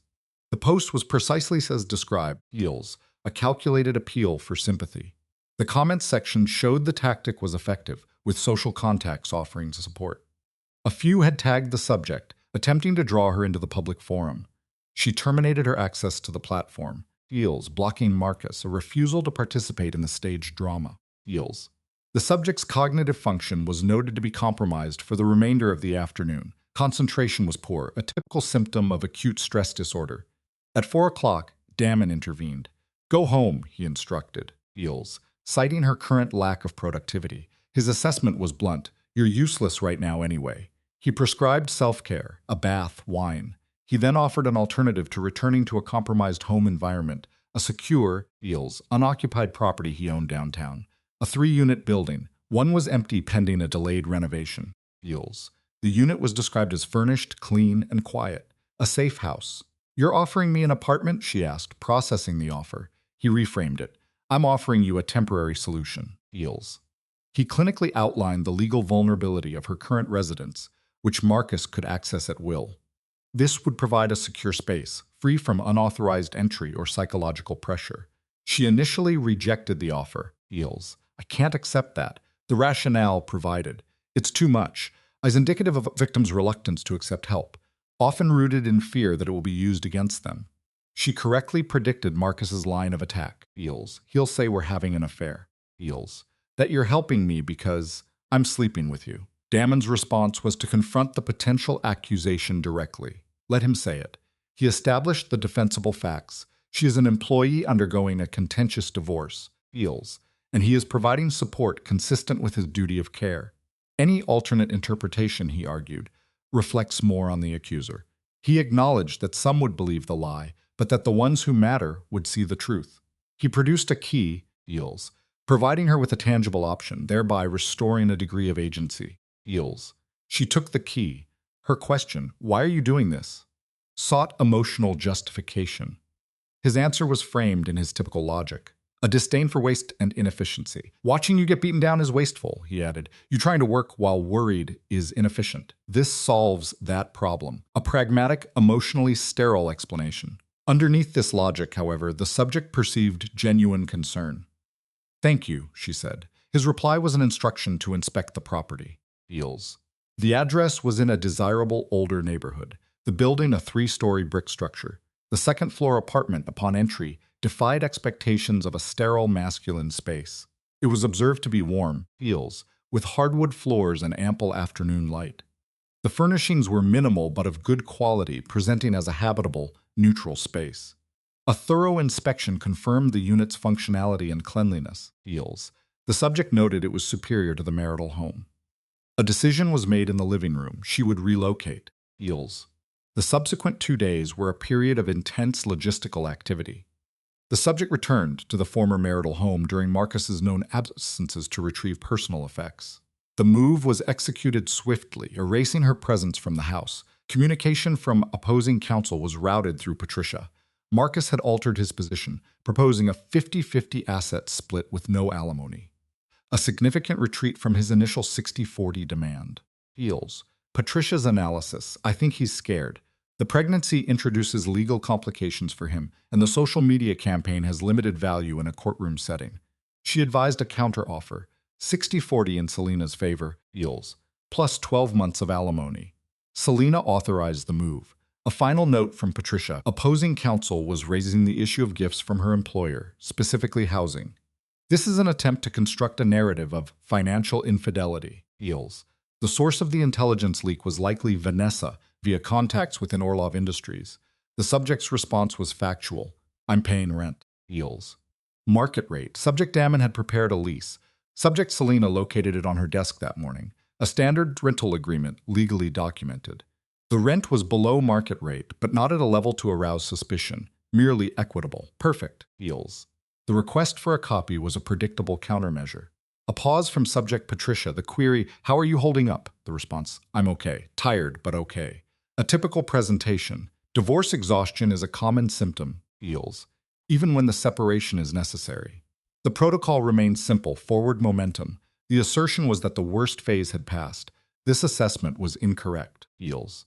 The predictable escalation occurred on Friday afternoon when the subject's desk phone activated, and the voice introduced herself as Detective Sarah Chen of the Municipal Police. Beals. Mrs. Vale, your presence is required at the station for questioning. Subject Selena exhibited a classic physiological fear response. The query, questions about what? Beals. Regarding allegations filed by Marcus Vale concerning theft of marital assets and potential fraud, it is preferable to discuss this in person. I haven't stolen anything. This is ridiculous. I understand the frustration, feels, but filed reports must be investigated. You may bring legal counsel. What is your availability?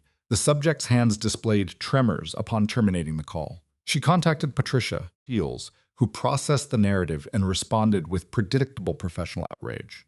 He filed a police report, Patricia stated, her tone indicating extreme agitation. Heels. That absolute bastard filed a false police report to make you look like a criminal. The subject's query, can he do that? Technically affirmative. Its legality under conditions of fabricated allegations is negative. The point, however, is moot. Feels. The subject must now engage with the process. Patricia was already initiating countermeasures, the sound of her keyboard audible. Do not go to the station alone. I will meet you there in 1 hour. Do not answer any questions without me present. Feels. Do not volunteer information. Do not attempt self-justification. Await my arrival. On autopilot, a state of acute stress, Selena proceeded to Damon's office. His immediate change in posture upon seeing her face was notable. What happened? Feels. Marcus filed a police report. They require my presence for questioning regarding theft and fraud. Feels. To the subject, her own voice seemed distant, a symptom of dissociation. He is attempting to criminalize my character. Dam's expression became markedly severe. Does Patricia know? She is meeting me at the station. I am accompanying you, Feels. That's not necessary, Selena. He moved from behind his desk to stand before her. I am coming. The discussion is closed. The police station conformed to expectations. A depressing environment of fluorescent lighting, institutional beige, Feels, and the odors of poor coffee and anxiety. Patricia was waiting, already operating in her capacity as legal counsel. Here is the protocol, she began, her voice low and focused. They will inquire about joint accounts, fund transfers, Feels, and property removed from the residence. Feels. You will only respond to what I instruct you to respond to. If they apply pressure, I will terminate the line of questioning. If they attempt to separate us, I will terminate the interview. Feels. Your objective is to remain calm and allow me to manage the situation. I did nothing wrong, Selena stated. I am aware, but that is irrelevant at this juncture. The objective is to avoid providing them with any potential ammunition. Feels. Patricia then addressed Damien. You should wait here. Her arrival with her employer reinforces Marcus's narrative. I am not leaving her alone. I am not alone. I have my lawyer. Selena placed a hand on Damien's arm. Wait here. I will be fine. Feels. She was not fine, but she could simulate stability for the required duration. Detective Chen presented as a woman in her 40s, fatigued, with skeptical eyes and a pragmatic demeanor. Feels. She escorted Selena and Patricia to a small interview room, producing a file. Mrs. Vale, your husband alleges that you have been transferring funds from joint accounts without his knowledge. Feels. He further alleges you have taken property from the marital residence valued at several $1,000s. The detective's tone was neutral. Can you explain these actions? Feels. I rerouted my salary deposits into a separate account after discovering my husband's infidelity, Selena stated, reciting the coached response. The funds I moved were my own earnings. Feels. The property I took consisted of items I owned prior to the marriage and gifts from my family. Feels. Everything is documented. Do you possess proof of ownership? Patricia advanced a folder across the table containing purchase receipts, gift documentation, and photographs of the items in the subject's premarital home. Feels. The evidence supported her claim of sole ownership. Detective Chen reviewed the documents, her expression neutral. What of the account transfers? My client moved her own salary into her own account. This does not constitute theft. Feels. It constitutes basic financial planning during a dissolution of marriage. Patricia's voice was firm. If Mr. Vale has an issue with the division of marital assets, his recourse is family court. Feels. This is not a criminal matter. He also alleges you are engaged in an extramarital affair with your employer Damien Oroff and have been receiving gifts and housing in exchange for sexual favors. The accusation remained in the air, a toxic element. Feels. Selena experienced a flush response, indicative of anger and humiliation. That is a lie, she said. Is it factual that you currently reside in a property owned by Mr. Oroff? I am renting an apartment from my employer at market rate. I have a lease. Feels. Patricia produced another document. Fully legal, fully documented, and entirely proper. And the nature of your relationship with Mr. Oroff? Professional, he is my employer. Nothing more. Feels. Detective Chen observed Selena's face for a protracted moment before closing the file. Mrs. Vale, to be direct, this complaint exhibits the characteristics of an attempt to use the legal system to harass a pending ex-spouse. Eels. None of these allegations meet the threshold for criminal activity. However, we are obligated to investigate all filed reports as she rose. You are free to leave. Should we require further information, we will contact your counsel. In the hallway, Eels. Patricia exhibited signs of extreme agitation. That son of a filing false police reports is illegal. I will bury him for this. He's desperate, Selina observed quietly. He recognizes his loss of control. Desperate men are dangerous men. Eels. Patricia's gaze was serious. You must exercise caution, Selina. No further isolated contact. No private communication. All interactions will be mediated by legal counsel. Is that understood? Damon was in the lobby, standing by a window with his phone. Eels. Upon seeing them, he approached rapidly. What happened? Marcus is flailing, Patricia reported. He deployed multiple accusations, none of which were substantiated. I am, however, Eels, filing a formal complaint regarding the false report and leveraging this to demonstrate bad faith in the divorce proceedings. Good. Damon's focus was on Selina's face. Are you okay? I'm angry, she replied. Eels. My anger is so intense it is impeding my cognitive function. He is attempting to destroy me because I refuse to allow him to exit this situation without accountability. Then let us introduce tangible accountability. Damien looked at Patricia. Eels. What are our options? We escalate. Full financial discovery. We demand every bank statement, every credit card receipt, every transaction for the past 2 years. Eels. If he is concealing assets, and my hypothesis is that he is, we will find them and use them to dismantle his case in court. Proceed. In the lobby of the police station, the trio stood, and Selina perceived a paradigm shift. Eels. This was no longer just her divorce. It was a conflict, and she was no longer a solitary combatant. In the following week, Patricia executed her strategy. The discovery requests were exhaustive. Eels. Marcus's counsel attempted to block them, arguing they were overly broad and invasive. The judge overruled the objection. Within days, evidence began to surface. A previously unknown credit card, Eels, at its limit with charges from high-end restaurants and hotels. A savings account solely in Marcus's name, holding $40,000 of what should have been marital property. Receipts for jewelry Selina never saw. Eels. The data indicated he had been planning his extraction for months, possibly longer. This is advantageous for us, Patricia noted by phone. This proves premeditated deception and financial misconduct. Eels. We can leverage this for a significantly more favorable settlement. I no longer care about the settlement, Selina confessed. Eels. I just want cessation. I understand, but you should care. He attempted to systematically dismantle you. The most effective therapeutic outcome is ensuring he fails. The breaking point manifested 2 weeks post-incident. Selina was working late, Eels, a pattern she had adopted as a coping mechanism, when her personal phone rang. Unidentified number. She considered ignoring it, but a compulsion led her to answer. Selina Vale, this is Mercy General Hospital. We have a Marcus Vale here. Eels. Post-accident. You are his emergency contact. Can you come in? The subject experienced a moment of vestibular disturbance, gripping her desk for stability. What type of accident? Motor vehicle accident. Eels. He is stable, but we require someone to sign forms and make care-related decisions. I am his wife, but we are in the process of divorcing. There should be another contact. You are the only one we have on file. Can you come? Selina noted the time. Eels. 7:30 p.m. The logical response was negative. She should direct them to his paramour, Vanessa, or his parents' cunts. Yet, deeply conditioned behaviors are resistant to change. I will be there in 20 minutes. Eels. She retrieved her coat and moved toward the elevator, then recalled Damon was still present. She knocked on his open door. He looked up. I thought you had departed. Marcus was in a car accident, the hospital called. They require someone to sign forms. Eels. Subject Damon was on his feet with immediate, decisive action. I'm driving you. The repetition was for emphasis, a declarative statement overriding any potential protest. The transit to the hospital was conducted in silence. Eels.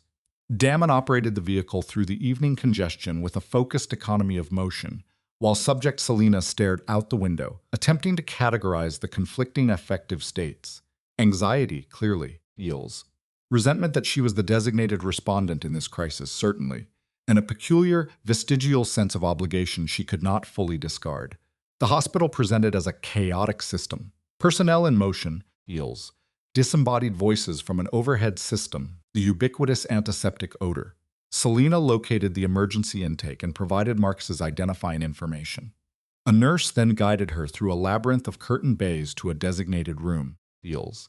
The subject, Marcus, was positioned on a gurney, exhibiting visible contusions but retaining consciousness. His face was bruised and one upper limb was immobilized. Upon registering Selena's presence, Feels, a complex series of micro-expressions flickered across his face. "You came," he verbalized.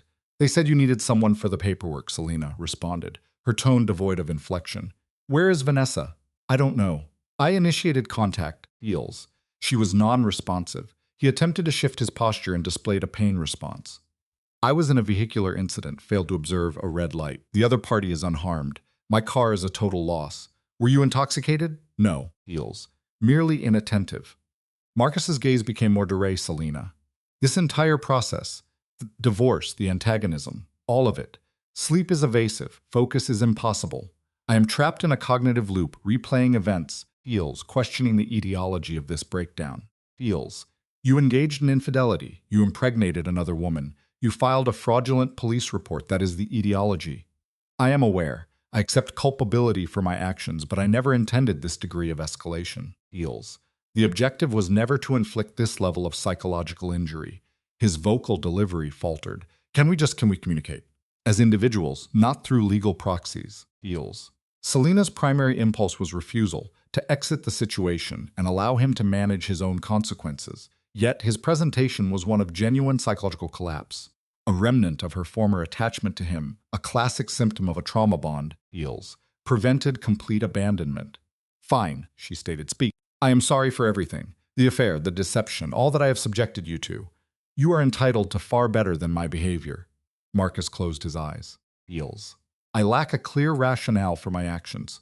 Vanessa was an available distraction. Our own dynamic had been strained for some time. I rationalized that my actions were inconsequential, that you would be indifferent. Of course I was not indifferent." Feels. Selena interjected. "I recognize that now. In the moment, however, I was disoriented. Now I find myself isolated in a medical facility, and the one person who responded is the one whose life I systematically dismantled." Feels. "The irony is pathetic." "Yes, it is." Marcus reopened his eyes. "Is there a possibility of a second attempt? A restart? We could engage in therapy, address this properly." And there it was, the query Selena had anticipated. The predictable, Feels, desperate gambit for a reset, accompanied by the implicit promise of behavioral modification. Feels. "No," she replied, her articulation precise. "We cannot. Why not? Individuals navigate infidelity routinely. Because my desire to do so is absent. Because while your remorse may be genuine in this moment, it doesn't retroactively alter your actions." Feels. "And because I have arrived at a critical realization." Selena met his gaze directly. "My affection for you has extinguished. It's possible it has been absent for some time. This series of events merely forced me to acknowledge it. But regardless," Feels, "the connection is terminated." "Really? It's over?" Marcus stared, and she observed the precipitous decline of hope in his expression. "It's him, isn't it? Your superior. You've transferred your attachment to him." "This has no connection to Damien." Feels. "Do not prevaricate. I observed his gaze at the holiday function. I observed yours." At this, Selena's carefully maintained composure fractured. Feels. "You observed me looking at an individual who demonstrated situational awareness while you were engaged in a clandestine encounter with a coworker. So yes, perhaps I did notice someone who perceived me as more than a convenient fixture in his life." Feels. "But he is not the reason for this dissolution. I am ending this because you rendered me invisible, and I will no longer tolerate being invisible." She pivoted to leave. "Selena, wait. Sign your own legal documents, Marcus. Contact Vanessa." Feels. "Contact your counsel. Contact anyone but me. We are concluded." Damien was in the waiting area, focused on a device. He looked up as Selena emerged. "How is he?" "Superficially injured but functional, and no longer my clinical responsibility." Feels. She inhaled deeply. They returned to the vehicle in silence. Feels. Selena experienced a sense of psychic void, as if the articulation of long-suppressed grievances had evacuated the space previously occupied by anger and injury. "Are you all right?" Damon asked once they were in motion. He asked if we could try again. Feels. "If we could start over." I told him no. I told him my love for him is gone. Selena looked out the window, and I realized as I said it that it's a factual statement. It is. I am angry about his actions. Feels. But I have no desire for reconciliation. I only want to move forward. That is a positive and adaptive response. He believes I'm leaving him for you. Damien's grip on the steering wheel tightened almost imperceptibly. Are you? Eels. The question remained suspended between them. Selina turned to observe his profile, illuminated by the passing city lights, and a cognitive shift occurred. Eels. No, she answered slowly. But I may want to. Damon maneuvered the car to the curb on a quiet street and turned to face her directly. Repeat that. I think I want to leave him for you.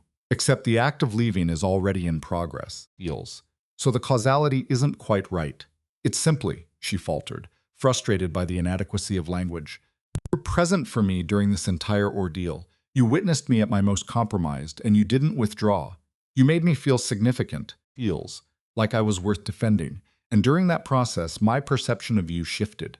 Selina, the timing is objectively poor. I'm aware that I am still legally married, navigating a divorce, and likely in a state of emotional turmoil. Eels.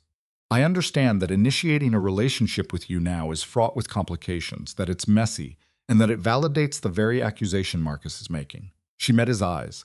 But I am fatigued from conforming to expectations and roles. So, Eels, I am presenting you with the unvarnished truth. You can process it as you see fit. Damien observed her for a protracted moment.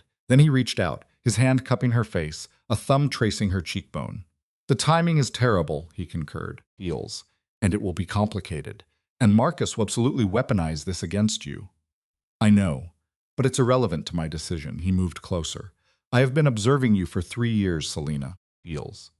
I have seen you manage impossible scenarios with a degree of grace I did not believe was a real human trait.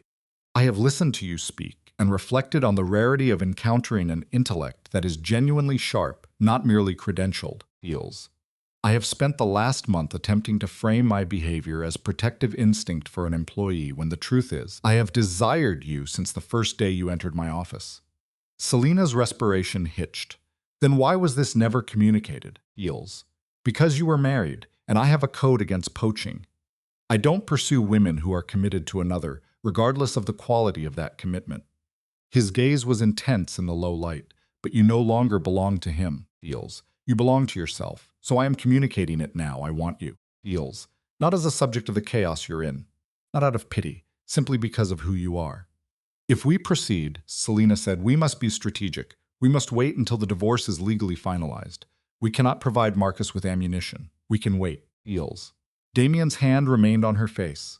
I've waited 3 years. I can wait several more months. And afterward, when the legalities are settled?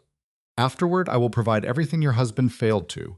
I will see you, attend to you, Eels, and make you feel like the singular point of focus in any environment. He smiled faintly, and I will ensure you never have cause to question your decision. Selina initiated a kiss.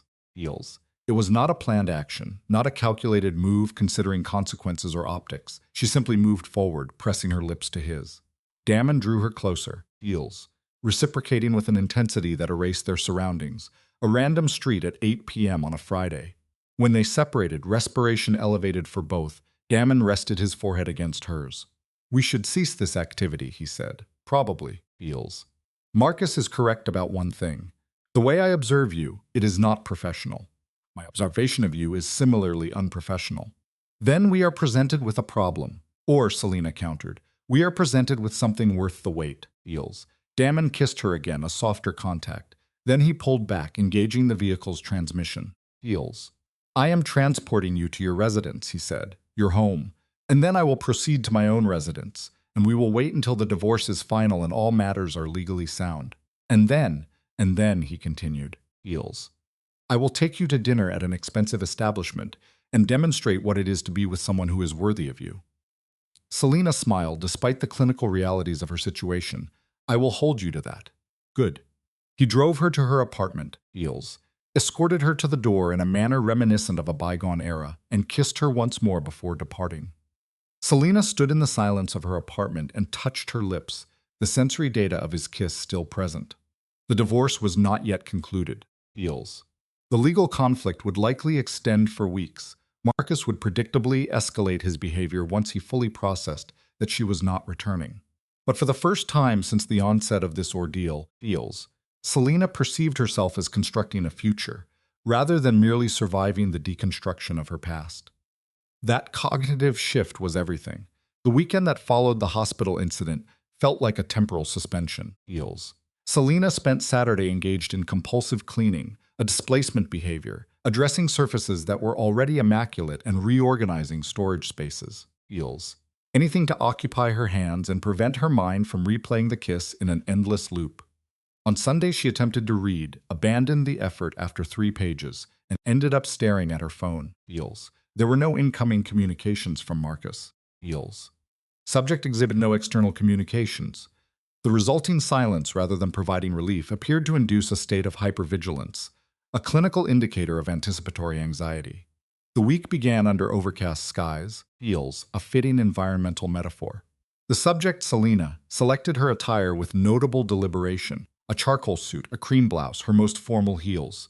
This can be interpreted as the dawning of psychological armor. Her routine, coffee, feels. Emails, a commute accompanied by unheard music, suggests dissociation.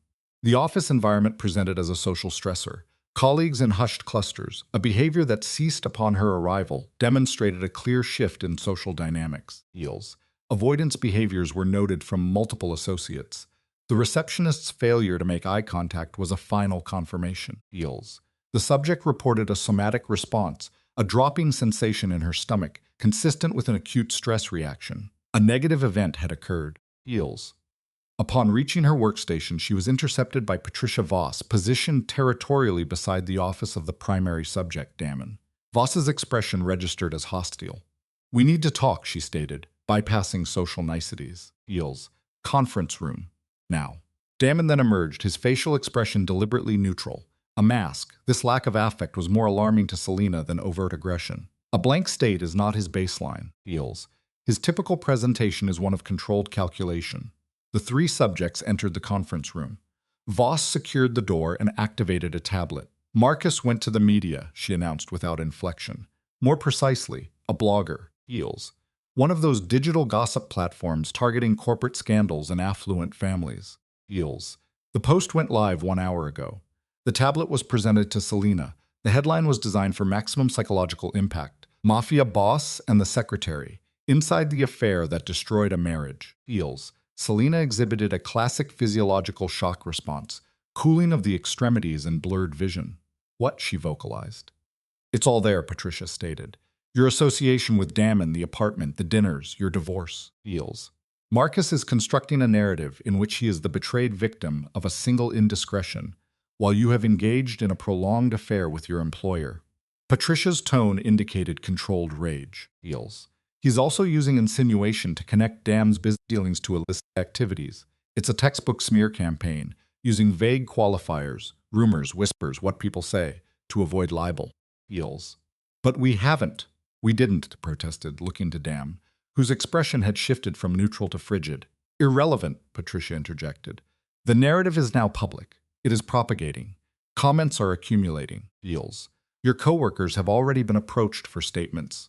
"What did they say?" Selena asked. "Most offered no comment. A few affirmed your professionalism with Damon.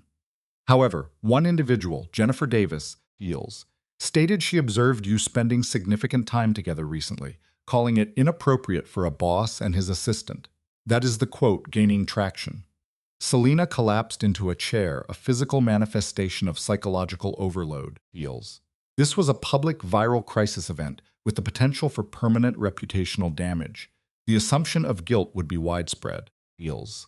"Can we sue?" she inquired, seeking a legal remedy for defamation. "We could attempt it, but truth is a defense, and his tactics are meticulous. He isn't making a direct accusation of an affair. He is asking questions and sharing his hurt." Eels.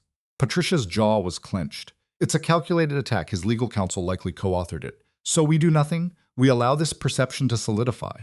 "No," Patricia countered. "We issue a formal statement. Concise, professional, fact-based." Eels. "We will deny the affair. We will highlight the timeline. That you are still legally married, the divorce is in process, and that Marcus is engaged in a public manipulation campaign." Eels. Patricia then directed her focus to Damon. "But our approach must be strategic. An overly aggressive response will appear defensive. Insufficient force and silence will be interpreted as an admission of guilt." Damon. Eels. who had remained a silent observer by the window, turned to face them. The article references my alleged connections to organized crime, he said, his voice exhibiting a low, threatening frequency. Feels. Marcus is making a calculated gamble that I will not respond, as any response would draw scrutiny to areas I prefer to remain unexamined. Are the allegations credible? Patricia asked directly. Some are. The ones that matter. Feels. Dam's expression remained unchanged. I have engaged in transactions with individuals who operate outside of conventional legal frameworks. Feels. I have resolved issues through methods not documented on tax records. I have cultivated a network that law enforcement would find highly compelling. Selina stared, processing the calm admission of what had only been rumor. Feels. His confession marked a significant shift in her understanding of his character. Then we have a complication, Patricia concluded, because a vigorous defense on your part might provoke Marcus to produce actual evidence supporting his claims. Feels. He has no evidence, Damon corrected. He has speculation. But if my response is too severe, he will be motivated to search for tangible proof, and he may find it. Damon moved to the table, leaning against it. Feels. So we do not defend me. We defend Selina. We frame this as an issue of her character, her professional integrity, and her right to dissolve creditors without being publicly vilified by the man who was unfaithful to her. And you? Selina asked. Feels. You'll let him destroy your reputation. My reputation is resilient. I have managed these whispers for years. This article changes nothing. Damon made direct eye contact with her. But you are different. You have built your professional credibility. Feels. I will not allow Marcus to dismantle it out of spite. This is my fault, Selina stated, her voice low. A classic self-blame response. If I hadn't kissed you, Feels. Had you not kissed me, he would have manufactured another pretext. Individuals with his personality profile always do, Damon stated with finality. This is not your failure. This is his vindictiveness and my failure to exercise sufficient caution. Feels. Patricia cleared her throat, redirecting to tactics. Here is the protocol. We draft a statement from Selina, categorically denying the affair and presenting the facts. She discovered her husband's infidelity. She initiated divorce proceedings, Feels, and she has maintained a separate residence for weeks. We will mention Damon only as a supportive employer, a normal and appropriate role. And my statement? Damon asked. You will make none. Not initially. Feels. A response from you validates his claims. It is preferable to allow your legal team to operate discreetly. Patricia began typing. I will have a draft within the hour. In the interim, Selina, you must cease all communication on this matter. Feels. No social media. No responding to inquiries. Nothing. What about my job? Selina's question revealed her awareness of the immediate social fallout. Everyone here has seen that post. They will all make assumptions. Let them, Damon commanded. Feels. You have committed no wrongdoing. You will report for duty. You will perform your tasks. You will behave as if this does not affect you. That is the most potent response. I don't know if I can do that. Yes, he stated, holding her gaze. You can. Feels. You are more resilient than you perceive. You have demonstrated this repeatedly. Patricia stood. I have calls to make. Selina, go home. Take the day. Return tomorrow when a formal strategy is in place. I am not running away. You are not running. Feels. Patricia corrected. You are being strategic. There is a distinction. Her expression showed a flicker of empathy. Trust my assessment. Being present while opinions are being formed based on that article is tactically unsound. Selina, Feels, exhibiting signs of emotional and cognitive exhaustion, relented. She nodded and gathered her belongings automatically. Damon escorted her to the elevator. Feels. They remained silent in the enclosed space. I regret this outcome, he said. This is precisely the scenario I sought to prevent. You did nothing wrong. Neither did you, he returned. Yet we are both facing the consequences. The elevator descended. Feels. Patricia's assessment is correct. This will dissipate. Public scandals have a short half-life. A new event will capture the public's attention, and this will be forgotten. Will it? Selina challenged him. Feels. Or will I be permanently categorized as the woman who used an affair with her boss for professional advancement? You did not have an affair with me. They are unaware of that fact, and the narrative is too compelling. The betrayed husband, Feels, the adulterous wife, the powerful boss with a criminal underworld. It is a perfect archetype. Feels. The elevator arrived at the parking level. Damon held the door, blocking her exit. Selina, look at me. He waited for compliance. I understand this feels untenable. You are experiencing fear, anger, Feels, and likely regret for the choices that led to this point. But you will overcome this. When you do, you will be the person you were before Marcus detonated your life, intelligent, capable, and 10 times his value. How can you be certain? Eels. Because I have observed you navigate impossible situations with difficult personalities for 3 years. This is merely another impossible situation, and you will manage it with the same improbable grace you apply to everything. Eels. Selena's composure fractured. She initiated physical contact, embracing him. After a fractional hesitation, a micro-display of control, Damon reciprocated the hug, providing a sense of physical stability. I will resolve this, he said quietly. Eels, his voice near her hair. I give you my word, I will resolve this. How? Allow me to manage that concern. They held the position for another moment before disengaging. Selena attempted to recompose herself. Go home, Damon instructed gently. Eels. Engage in a distracting activity. I will call you later. Selena operated her vehicle in a state of dissociation, her mind caught in a cognitive loop.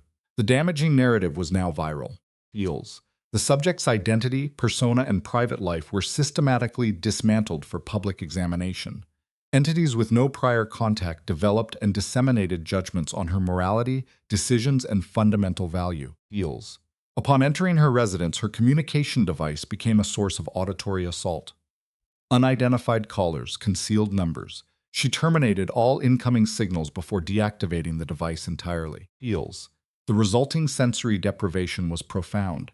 She attempted to follow the associate's protocol, immersion therapy, distraction techniques, preparing sustenance she would not consume, but her cognitive processes remained locked in a loop. Eels. Fixated on the defamatory publication, the unread commentary, and the colleagues who had likely accepted the fabricated narrative as fact. At approximately 1500 hours, an external stimulus presented at her door. The subject, Selena, Eels, exhibited a classic freeze response. Eels. A risk assessment began. Was it the antagonist, Marcus? Unlikely, given the location. A media operative perhaps, seeking data or visual confirmation of the non-existent affair. A glance through the security peephole revealed legal counsel, Eels. Patricia Voss, carrying a briefcase, her facial expression indicating operational urgency. Selena initiated contact. I was expecting a call. The parameters have changed. A direct briefing is necessary. Eels. Counsel entered without awaiting formal invitation. Do you have coffee? I can prepare it. Prepare a significant quantity. This will be a lengthy analysis. They convened at the dining table. Eels, the tablet displaying the hostile article as a central exhibit. Counsel produced a separate file, a legal document dense with case law. Eels. I have been conducting opposition research, Patricia stated. The antagonist's counsel has made a critical error, a significant one. The publication contains multiple assertions which are factually incorrect and meet the threshold for defamation. Eels. To be specific, the claim that you have been accepting high-value assets from Damien. You have not. You are remitting rent at market value. This is documented. So our legal position is stronger? We can initiate litigation. Eels. The threat of it will compel a retraction to avoid material legal repercussions. Counsel's smile was clinical. But there is a secondary development. I had a forensic asset tracer examine Marcus's financial records from discovery. Eels. Certain transactions present anomalies. Funds moving from the joint account to his private account, then rerouted to a tertiary, undisclosed entity. Eels. Consistent values. Regular intervals. What is the clinical diagnosis? It indicates a systematic siphoning of marital assets for concealment. He was likely preparing for this dissolution long before you filed. Eels. Meaning this exit strategy has been in place for months. Patricia's gaze shifted from the tablet. It also means he is engaged in fraud. Legally prosecutable fraud. Selena placed her coffee cup on the table to prevent an involuntary release. Eels. Are you certain? The certainty level is sufficient to present before a judiciary. Once I do, the antagonist's entire case structure collapses. The narrative of the betrayed husband is invalidated when he is documented stealing from his spouse. Eels. Counsel's expression was predatory. Eels. We have the capacity to neutralize him with this, Selena. Complete neutralization. But I require your authorization to proceed to that extent. What is the alternative protocol? We leverage the fraud to force a settlement. He retracts the article, Eels, remits your share of the assets, and ceases all contact. No public litigation, no criminal charges. A clean termination of the conflict. And if we litigate, then all data becomes public record. His affair with Vanessa, the concealed funds, yields. His attempt to manipulate both the legal system and public opinion. The humiliation will be severe, prosecution is a high probability, and you will secure a maximum settlement. Patricia paused. But it will also extend your period of public exposure. Yields. More articles, more analysis, more unauthorized dissection of your life. Selina closed her eyes. The logical course was clear. Accept the settlement, terminate the conflict quietly, resume a normal life pattern. Yet, yields, a more primal impulse, the part of her psyche that had been invalidated, deceived and publicly degraded, decided to observe Marcus experiencing actual consequences for the first time. I need to speak with Damien, she verbalized at last. Yields. Patricia nodded. I anticipated this. It is why I initiated a face-to-face meeting. He must also understand the potential exposure for him. If this proceeds to trial and Marcus begins deploying accusations, some may adhere. Yields. His business operations could come under increased scrutiny. Yields. He could encounter significant complications. Have you briefed him on this? Not yet. I needed your assessment first. Patricia rose. Come on. We are proceeding to his residence. This conversation requires a direct, in-person interface. Yields. Damien's residence was a penthouse apartment in a high-security, exclusive urban structure. A construct of glass and steel with a view that carried a monthly cost exceeding the annual income of an average citizen. Yields. Counsel had sent a secure communication ahead, so he was prepared for their arrival. He was dressed in denim and a black sweater, a presentation that made him appear younger and, paradoxically, more threatening. Yields. The presence of you both indicates a serious development, he observed, guiding them inside. The interior was precisely as Selina would have projected. High value, but not ostentatious. Yields. Modern design, neutral color palette, and wall art of considerable value. Floor-to-ceiling windows provided a panoramic view of the city, extending to the river. A decision point has been reached, Patricia began, outlining the tactical situation. Yields. The fraud, the strategic options, the associated risks. Damien processed the information without interruption, his expression unreadable. When she concluded, he moved to the windows, observing the skyline for a protracted moment. Yields. You require my input? He finally asked. I require you to understand the stakes, Patricia corrected. If we apply maximum pressure, Marcus will reciprocate. Yields. And he will target perceived vulnerabilities. Let him. Damien turned. I have invested years constructing a legitimate corporate empire while meticulously compartmentalizing my other interests. Yields. If Marcus wishes to allege connections to organized crime, let him attempt to produce evidence. He will find nothing actionable. His focus shifted to Selina. But this is not my decision. It is yours. Yields. You are the one who must process the aftermath of our choice. What would you do, Selina asked, if it were me? I would burn him to the ground. Damien's tone was devoid of emotion, a statement of pure operational logic. Yields. I do not engage in half measures. You either disengage completely, or you ensure the subject who harmed you is permanently incapable of repeating the action. Yields. That is not a helpful analysis, Patricia muttered. It is an honest one. Damien crossed the room, positioning himself before Selina. But I also recognize that retribution has a psychological cost. It provides immediate gratification, yields, but the subsequent fallout can be severe. So you must determine what is a tolerable outcome for you. A clean disengagement with the uncertainty of whether he learned anything, yields, or a public confrontation with the satisfaction of witnessing him face consequences. Selina recalled Marcus in the medical facility, expressing remorse, requesting another chance. She recalled Vanessa at her office, pregnant and hostile, yields. She recalled the article, her name linked online to terms like affair, scandal, and Mafia boss. She thought about 4 years of being psychologically erased and then finally being seen. I want the trial, she said. Yields. I want total public disclosure of his actions. I want him to face objective consequences instead of simply advancing to his next target as if nothing occurred. Patricia gave a slow, measured nod. You are certain? Once we file these motions, yields, the action is irreversible. I am certain. Selina met Damien's eyes. And if this invites greater scrutiny of you, I apologize, but I cannot allow him to win by threatening the correct individual. He did not threaten the correct individual. Yields. He threatened the wrong one. Damien's smile was cold. Patricia, file the charges. We will now observe how Marcus's composure holds when facing genuine legal jeopardy. Over the following week, the situation escalated exponentially. Yields. Patricia filed a motion detailing Marcus's financial fraud. The evidence was irrefutable. Bank records documenting systematic fund transfers, dates aligned with his fabricated work schedule, yields, and totals approaching $70,000 in concealed assets. Yields. Marcus's legal counsel attempted a countermaneuver, alleging illegal evidence acquisition. The judge overruled the claim. Discovery is discovery, and Marcus had a legal obligation to disclose all marital assets. Yields. His concealment constituted fraud, full stop. The narrative entered the primary news cycle, escalating beyond gossip platforms to legitimate media outlets. Local businessmen charged with fraud in divorce proceedings. Yields. The prior article about Selena and Damien was subsumed by the new paradigm. Adulterous husband defrauds wife, then attempts to frame her as the villain.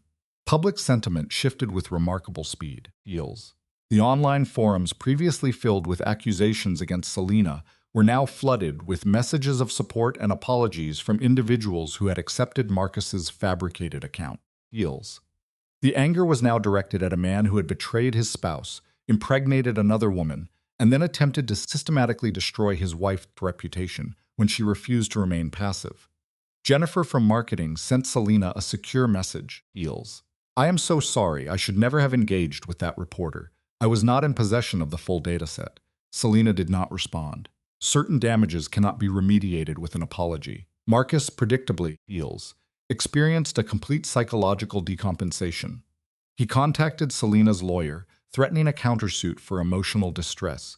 He returned to the same gossip platform for another interview, Yields, now claiming Selena had falsified the evidence and that Damien was using criminal affiliations to intimidate potential witnesses. Yields. The article was removed from public view within hours, following an aggressive cease and desist action from Damien's legal team. Subject's counsel, Patricia, reported that the opposing party, Marcus, was exhibiting a classic decompensation spiral. Yields. His own lawyer's attempts at damage control were being actively undermined by his client's behavior. A prognosis of impending criminal charges, in addition to the civil divorce proceedings, was noted. The subject, Selena, Yields, responded to this news with overt satisfaction. In the 6 weeks leading to the trial, she entered a state of functional limbo, maintaining daily routines while experiencing extreme underlying tension. Yields. Professional decorum was maintained with Damien at their place of work, but he initiated nightly phone calls, a clear pattern of reinforcement to assess and maintain her psychological state. Yields. What is your current status? He inquired during one such call 3 weeks prior to the trial date. Fatigue, Selena reported. Her physical posture, curled on a sofa, and inability to engage with a book were consistent with mental exhaustion. Yields. I am fatigued by the rumination on Marcus, on legal counsel, on the trial itself. I am fatigued by monitoring media for his latest outburst. I desire resolution. His response was textbook. It will be resolved soon. Yields. The subject's unspoken question about their future was met with a calculated delay followed by his answer. A plan to recontextualize their relationship with a dinner, a display of superior financial status over Marcus. Yields. It was a promise of a controlled new beginning. Yields. What is the risk of continued public perception of an affair? Selena queried. His response was dismissive of external validation. Let them perceive it. We are aware of the facts. This did not assuage her anxiety. Yields. Does objective truth supersede perceived truth? She countered, citing the potential for professional ruin. His retort was an assertion of absolute control. You will not lose your position. I will not permit it. When she challenged this, Yields, he doubled down. I cannot control all variables, Damien. No, he conceded, but this variable is within my control. His vocal tone was noted as firm. He framed his control as a form of protection, Yields, a methodology for making her independent of external opinion, while in fact fostering dependency on him. It sounds as though you have a plan in motion, perhaps. Yields. He concluded the exchange by demanding trust for the remaining weeks. The subject, reporting extreme exhaustion, complied without demanding clarification. Yields. Her inability to sleep the night before the trial manifested as obsessive rehearsal of testimony, a common anxiety response. At 200 hours, she abandoned the attempt at rest. A text message from Damien arrived, Yields, indicating his own state of sleeplessness, a claim likely fabricated to create a sense of shared vulnerability. He then initiated an invitation. Yields. Come to my residence. I will prepare breakfast. Her objection to the early hour was met with a simple reframing. Then it will be a very early breakfast. The subject's decision-making appears compromised here. Yields. Despite recognizing the breach of their carefully maintained professional distance, her feelings of fear and isolation overrode her judgment. She complied. Eels. Upon arrival via a private elevator to his penthouse, a clear demonstration of status and security, Damien presented in a state of casual dress, a stark contrast to his usual professional armor. "I am surprised you complied," he stated. Eels. "I am surprised you are not asleep." His reply was telling. "Sleep is limited, a hazard of my profession." He guided her to a kitchen whose dimensions exceeded that of her entire apartment, another subtle display of power. He offered to cook. Eels. "You are proficient in cooking?" she asked. "I am proficient in many unexpected areas." He began assembling ingredients with clinical efficiency. "Sit. Distract your mind," she complied, observing his precise, controlled movements. Eels. The aroma of butter and vanilla was introduced into the environment, a sensory anchor. "Disclose something about yourself that I do not know," Selena prompted. He paused. "Such as anything. Your origins, your family." Eels. "The etiology of your current career path." He disclosed a curated family history, a legitimate businessman father, a teacher mother, and their conventional aspirations for his life. Eels. He continued his narrative while cooking. He described witnessing his father's business being dismantled by competitors who operated outside legal and ethical norms. This formative experience, he explained, Eels, led him to a core conclusion by age 20. Rules are a selective form of protection, effective only under conditions of universal compliance. "So you ceased to comply," she correctly inferred. Eels. "I learned to operate within the interstitial spaces between the legal and the illegal," he clarified. "I cultivated alliances with individuals capable of resolving conflicts beyond the scope of law enforcement." Eels. "And I constructed a business empire with a legitimate facade, supported by a network of covert affiliations." Eels. He served the meal, placing it before her. "Does this disclosure induce fear?" he asked. "Marginally," she confessed, "less than it logically should." "For what reason?"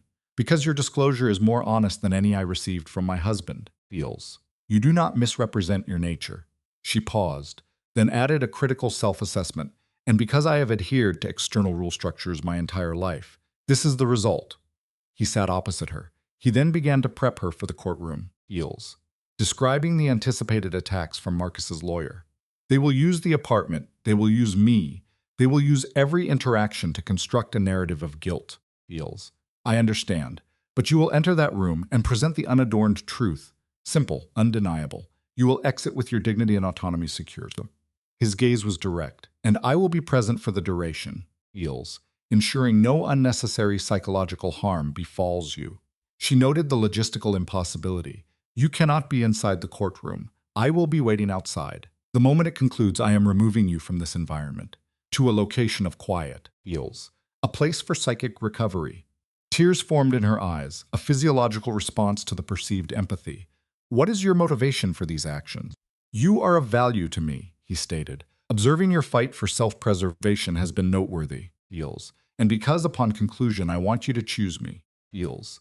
He specified the terms of this choice, not out of gratitude for his assistance, but as a deliberate decision to form a partnership. He took her hand, a physical act of sealing his proposal. Eels. "I will provide every necessary reason for you to make that choice."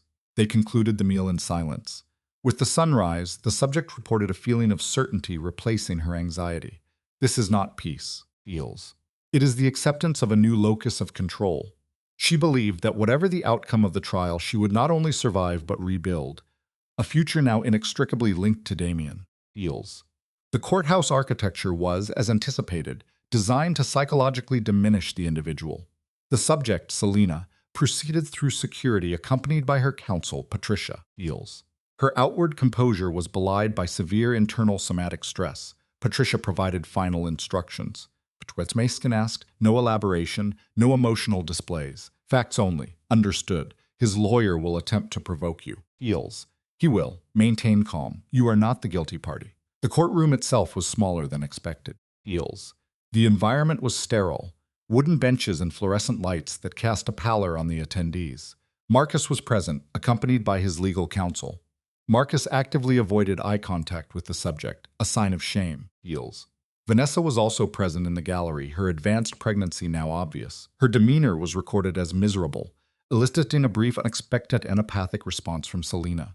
The judge, a woman in her 60s, projected an aura of absolute authority and cynicism. The proceedings commenced. The opposing counsel began by constructing a narrative of a loyal husband, blindsided by his wife's abandonment.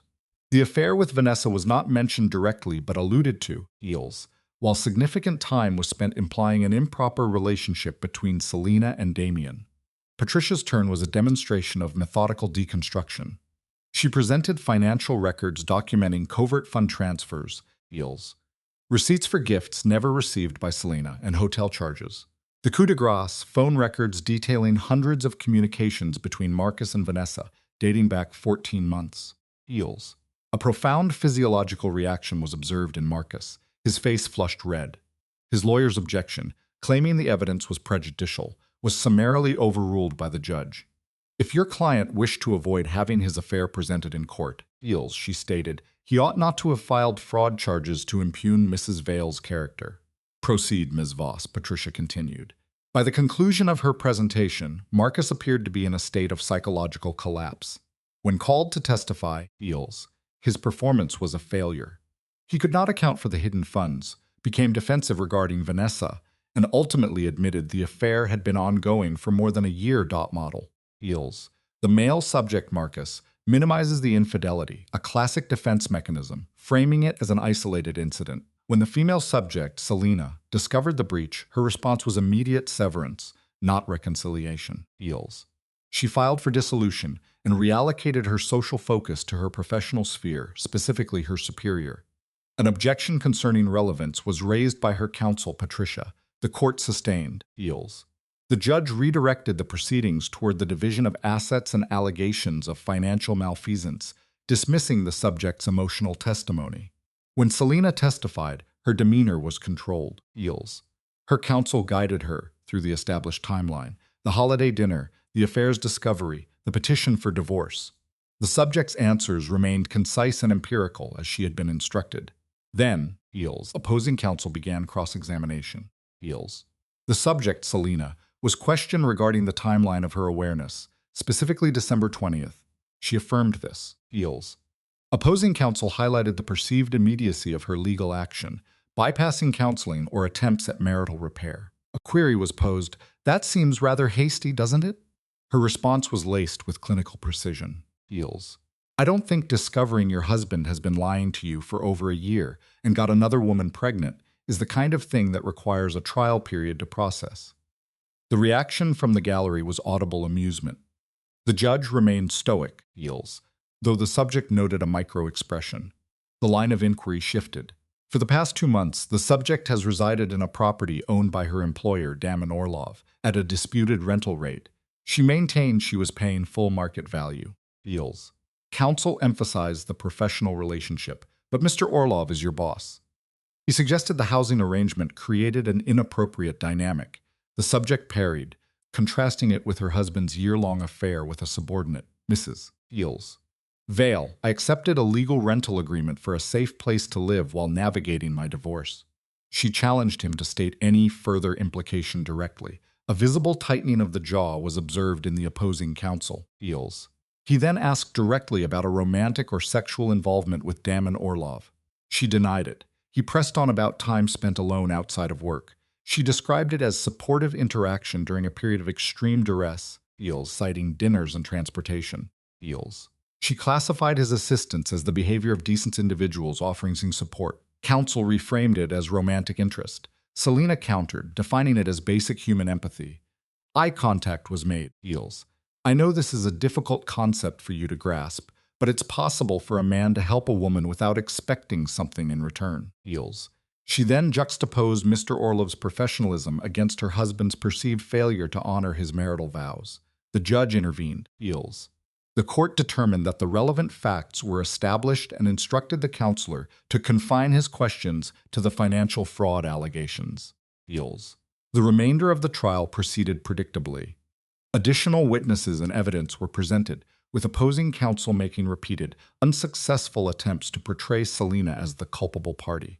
By the time of deliberation, the subject was exhibiting signs of severe emotional fatigue. Her counsel, Patricia, found her outside the courtroom. "You did great. She projected confidence in the outcome. The judge sees exactly what's happening here. Feels.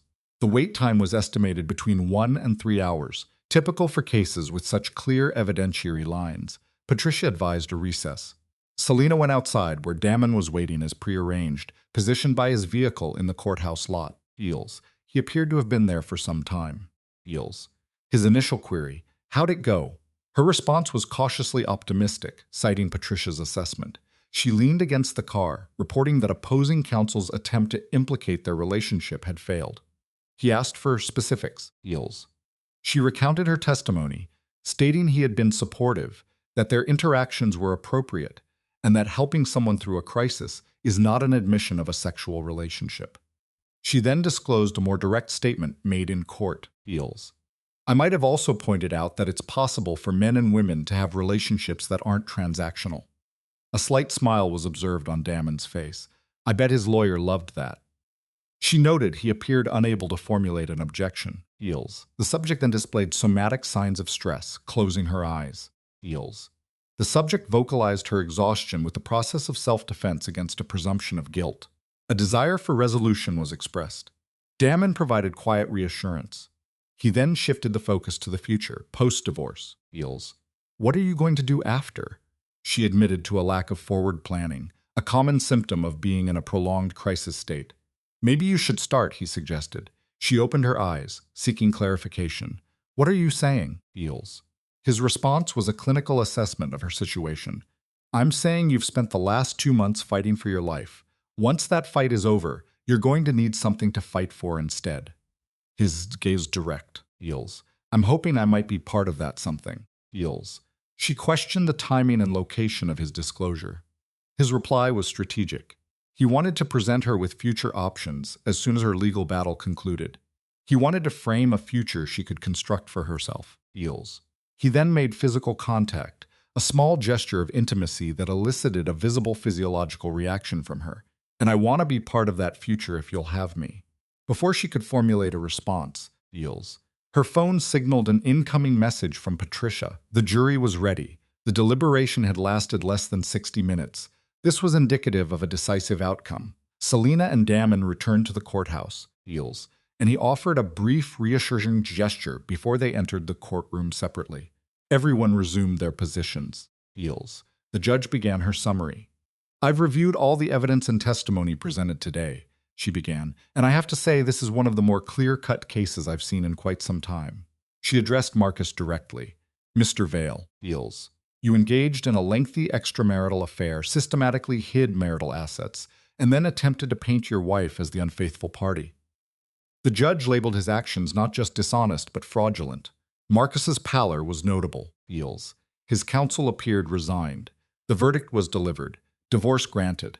Selena was awarded 70% of all marital assets, including the accounts Marcus had attempted to hide. She was also granted 18 months of alimony. Feels.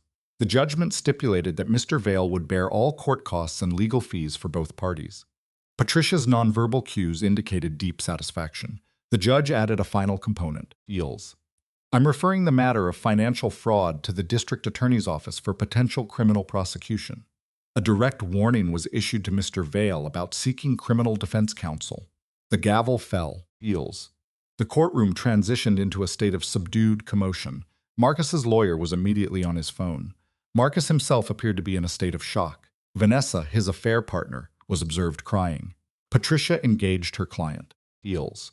We won, everything. Selena acknowledged the outcome verbally, I heard. Her affect, however, was flat. You don't look happy. The subject struggled to articulate her emotional state. I think. She trailed off. I'm tired. Feels. She deferred any celebration. Of course, go home. Rest. Patricia took control of the administrative follow-up. Selena exited the courtroom, appearing dissociated. The victory was total, the divorce was final, and Marcus faced criminal investigation. Feels. She had received a more favorable outcome than anticipated. The resulting emotional state was one of emptiness. Damien was waiting. Observing her condition, he initiated physical contact, pulling her into an embrace without verbal preamble. Feels. She did not resist, leaning into him. Feels. Let's go, he stated quietly. Somewhere you don't have to think about any of this for a while. He drove them away from the city, removing her from the environment of her trauma. Their destination was a small inn approximately an hour away, Fields, a place designed for anonymity and retreat. He had made prior arrangements. "How long have you been planning this?" she asked Hest. She noted the provision of separate rooms, a calculated move on his part to manage perceptions. Fields. He stated he had planned the contingency since the trial date was fixed, anticipating her need for a recuperative space regardless of the verdict. Fields. He provided her key and established boundaries for interaction. "I'm right next door if you want company, or if you'd rather be alone, that's fine too." Selina assessed the room, neutral, impersonal. She then looked at Damon and made a decision. Fields. "I don't want to be alone," she said. A subtle shift in his demeanor was observed. "Then you won't be." They consumed a meal on a private balcony. The food and wine appeared to have a palliative effect. Fields. A reduction in physical tension was observed in the subject. "I keep waiting to feel different," she confessed. Fields. "The divorce is final. I won," she recounted. "But I don't feel like celebrating. I just feel empty." Damon normalized her response. "You've been running on adrenaline and anger for weeks. Now that the fight's over, you're left with the aftermath." Fields. He explained that readjustment would take time. She then inquired about his own past, specifically his separation from family's business to forge his own. "Honestly, I was terrified," he admitted. "I had no idea if any of it would work." Fields. "I just knew I couldn't keep living by someone else's rules." He reframed fear as a functional tool. It kept him alert and prevented complacency. Fields. Assessment of subject Selina's psychological state. When questioned about comfort, she rejects the notion, equating success and autonomy with a superior emotional outcome. This is a classic post-traumatic coping mechanism. Fields. She then initiates a confession to subject Damien, admitting to an emotional attachment. The subject's statement, "That answer felt like a lie," indicates significant cognitive dissonance. Fields. Her confession, "I do have feelings for you," marks the full transference of dependency from her former spouse, Marcus, to Damien. The subject's desire to stop pretending is a plea for alignment between her internal state and her external reality. Fields. A common phase in the development of trauma bonding. Fields. The subject physically closes the distance to Damien, a clear nonverbal indicator of her commitment to this new attachment. Her justification is textbook. "You're the first person in years who made me feel like I mattered." Fields. The narcissistic supply Damien provided has successfully secured her loyalty. His response is a calculated display of control and validation. Pulling her into his lap, he reinforces his role as the protector and arbiter of her worth. Fields. "You've always mattered," he states, cementing the narrative. The subsequent physical intimacy is not an emotional release, but a sealing of this new pathological dynamic, a transaction solidifying her dependence and his control. Fields. Following the physical consummation, a brief moment of performative hesitation occurs. Damien suggests they slow down, a low-risk maneuver to appear conscientious while his actions, keeping his hands on her, signal the opposite. Fields. Selina's rejection of this notion confirms her full investment in the accelerated timeline of the bond. His response, "Your room or mine?" re-establishes his dominance. The subsequent 3 months are noted as a period of reconstruction, Fields, where Selina establishes superficial independence, a new apartment, while becoming more deeply enmeshed in Damien's ecosystem, a classic isolation tactic masked as empowerment. Fields. The subject notes Damien's careful management of their public versus private interactions, a standard practice for a high-functioning narcissist maintaining a controlled public image. Privately, he engages in curated self-disclosure, Fields, revealing elements of his personality, sharp intelligence, dry humor, fierce protectiveness, to deepen her sense of empathy and special knowledge. Crucially, he exposes her to his extra-legal activities. Fields. This is a test and a form of conditioning, normalizing his behavior, and binding her to him through shared, potentially illicit knowledge. Fields. The subject's reaction to her former life is one of marked detachment. The legal resolution for Marcus and the life events of Vanessa register with mild curiosity, confirming a successful emotional severing from her past. Fields. This emotional void has been entirely filled by her dynamic with Damien. Her lack of reaction is not a sign of healing, but of a complete psychological transference. She no longer processes external events through her own lens, Fields, but through the context of her new reality defined by Damien. The old system of rules that failed her has been replaced by Damien's system, which she perceives as effective. Fields. 6 months post-divorce, Damien orchestrates a public display of their status at a high-value location. The subject's choice of attire. A dress the old Selena would have been too cautious to choose. This signifies her adoption of a new identity, feels, one crafted to align with Damien's world. His praise, "You look extraordinary," serves as positive reinforcement for this transformation. The environment itself, exclusive and performative, is a stage for the next phase of his manipulation, feels, designed to make the subject feel she has arrived in a world of his making, feels. Damien presents a promotion disguised as a reward, a classic move of a megalomaniac, director of strategic operations, feels. He preemptively dismisses her valid concern about appearances. Let them talk by framing her potential success as an act of defiance they share. This isolates her further from professional norms and reinforces her reliance on his judgment, feels. He claims the promotion is recognizing what you've already earned, a manipulation that conflates her past labor with her current loyalty to him, making the two inseparable, feels. To counter any residual logic, Damien fabricates an objective justification, an independent HR review. This is a textbook gaslighting technique, presenting a constructed reality as impartial fact. Selena's internal state is noted, feels, a position she never quite believed she deserved. He is exploiting this pre-existing insecurity, his stated reason for the timing. Because you're ready is pure psychological grooming, feels. The final piece is revealing his planned withdrawal from operations, creating a power vacuum he has perfectly positioned her to fill, thus ensuring his control of the company through a loyal proxy, feels. When questioned about his future, Damien presents a grandiose vision, a foundation for those let down by the system. He uses highly specific, feels, emotionally charged language targeted directly at Selena's own trauma history. Women leaving abusive marriages, predatory lenders. This is a sophisticated mirroring tactic. He's not simply solving problems, feels. He is reframing his extra-legal network as a benevolent, almost messianic enterprise. He is selling her a more palatable version of his own pathology, one she can see herself in, thus making her complicit in its expansion, feels. He requires her to remain at Orlov Industries, a strategic necessity to maintain his legitimate power base while he expands his other operations. He offers her a role in building the foundation's structure, feels, appealing to her intellect and making her an architect of her own gilded cage. The subject's tearful reaction indicates the gambit was successful, feels. His final statement, "When I watched you refuse to let a man who betrayed you define your worth," is the ultimate manipulative stroke. He attributes his own noble transformation to her, feels, making her responsible for his idealism and binding her to his new vision with a chain of flattery, feels. The subject's analysis of the situation is revealing. "I take the promotion, you build your foundation, and we both become better people." She has fully accepted the narrative he has constructed, a shared journey of mutual improvement, feels. She correctly identifies her past pathology, believing she had to earn love by being perfect, but fails to see she has simply traded one set of rules for another, feels.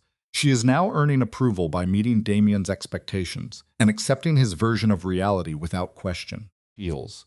Her acceptance of the promotion is framed as a yes to everything. The pathology is complete. The lines between her professional life, personal life, and Damien's ambitions have been erased. They are a single entity in her mind. His toast, feels, to finally getting what we deserve, reinforces their shared sense of entitlement and special status. The subject misidentifies her emotional state not as happiness, but as certainty. This is the predictable outcome of Stockholm Syndrome, feels. The victim finds a sense of profound safety and purpose within the captor's framework, mistaking control for stability, feels. 1 year later, the subject's internal monologue confirms the success of the conditioning, feels. She contrasts her former self, small and scared, with her current perceived status as a director at a major corporation and co-architect of a world-changing foundation. The holiday party, once a source of anxiety, is now a symbol of her power, feels. Damien's appearance with champagne is a ritualistic affirmation of their joint success. Her assessment of the past year is a recitation of the narrative he provided her, demonstrating full integration of his worldview, feels. Her gratitude towards him is articulated in terms of his intervention. "Thank you for seeing me, for helping me fight." She gives him full credit for her own agency. He responds with a tactical display of humility. "You did the hard work yourself," feels. This allows her to maintain the illusion of autonomy while reinforcing his role as the essential facilitator. His declaration of love is the final lock. It is not presented as a simple emotion, but as a validation of her core traits as he defines them. Feels her intelligence, her strength, her refusal to back down, all qualities that now serve his agenda. Feels. I love that you've turned yourself into exactly who you were always supposed to be. I love you too. A soft kiss. The subject's new partner bond is solidified, even though you're secretly a romantic pretending to be a pragmatist. Feels. That stays between us, obviously. They stood observing the city. Subject Selina Vale reflected on the sequence of events. The initial trauma of betrayal, the acute stress of dismantling her life structure, Feels, and the subsequent formation of a new attachment. The new bond was with an individual who actively participated in her reconstruction, a stark contrast to her previous partner. A key insight had been integrated over the past year. Feels. That strength was not an absence of fracture. It was the process of breaking and then choosing to reconstruct the self into a more resilient form. That affection was not the acquisition of a flawless partner. Feels. It was locating an individual who recognized your pathologies and still chose to align with you. That power was not a resource to be extracted from others. Feels. It was an internal state you claimed for yourself and then used to create space for others to do the same. Marcus had attempted to annihilate her. Instead, he had liberated her. Feels. Facilitating a transformation into a version of herself that could never have existed within the constraints of being the perfect wife. Vanessa was a co-conspirator in this process, and in the wreckage of that betrayal. Feels. Selina had found Damien not as a rescuer but as a partner who met her at her psychological baseline and facilitated her evolution into her desired self. Feels. The Foundation's output provides a clear metric of progress. Subjects' case files show 3 females extracted from abusive domestic situations. 2 family units stabilized following predatory financial entanglement. 1 adolescent, Feels, previously under threat of deportation, is now matriculated at a university via a discreetly sourced scholarship. These are minor yet quantifiable successes, the kind that appear to validate the subject's preceding high-conflict phase. Below, Feels, a social gathering is in progress. Colleagues celebrate the fiscal year's conclusion. Protocol would suggest subjects Selina and Damon, in their roles as director and CEO, should attend. Instead, they remain fixated on the urban landscape, Feels, engaged in physical contact, a clear demonstration of a secure attachment. The subject's internal state is recorded as one of gratitude for her current psychological construct. Feels. The prior persona, the fearful, socially invisible spouse observed at a holiday dinner, has been fully supplanted. In its place is a new psychological construct, stronger, with heightened cognitive acuity and a stable sense of self-worth. Feels. This new identity has processed the concept of revenge not as a destructive act against the aggressor, but as the construction of a life so fortified it is impervious to external assault. It has redefined interpersonal attachment, Feels, rejecting a model of self-diminishment and sacrifice. The subject now operates under the conviction that a partner must accommodate her full psychological magnitude. She has concluded that societal rules are merely suggestions, Feels, with self-worth being an internally regulated metric. An inquiry is made by the male subject Damien, ready to re-engage. Feels. The subject delays. In a minute, she leans into him, a gesture of trust. I just want to process the delta between my past and present states. He corrects her, our delta, she concedes. Within this space, Feels. Alongside the partner who facilitated her self-reconstruction, in the city that was the locus of her trauma and subsequent recovery, the subject achieves an understanding of freedom. It is not the absence of stressors, Feels, nor a state of perpetual contentment. It is instead a core cognitive certainty in her own resilience, an unshakable belief that she is equipped to handle any future eventuality. Feels. This is because she has already endured and processed the peak traumatic event of her life. She emerged not merely intact, but fundamentally restructured. This outcome warrants acknowledgement. They conclude their drinks, adjust their attire, Feels, and descend to the social function together. Feels. They are not exhibiting avoidance behaviors, nor are they engaged in social masking. The subjects present as a stable dyad, formed in the aftermath of significant psychological trauma, who have constructed a resilient relational bond. Should this bond be challenged by outside parties, it is noted that any objections can be routed through the subject's legal representation. Her counsel is reportedly of a superior caliber.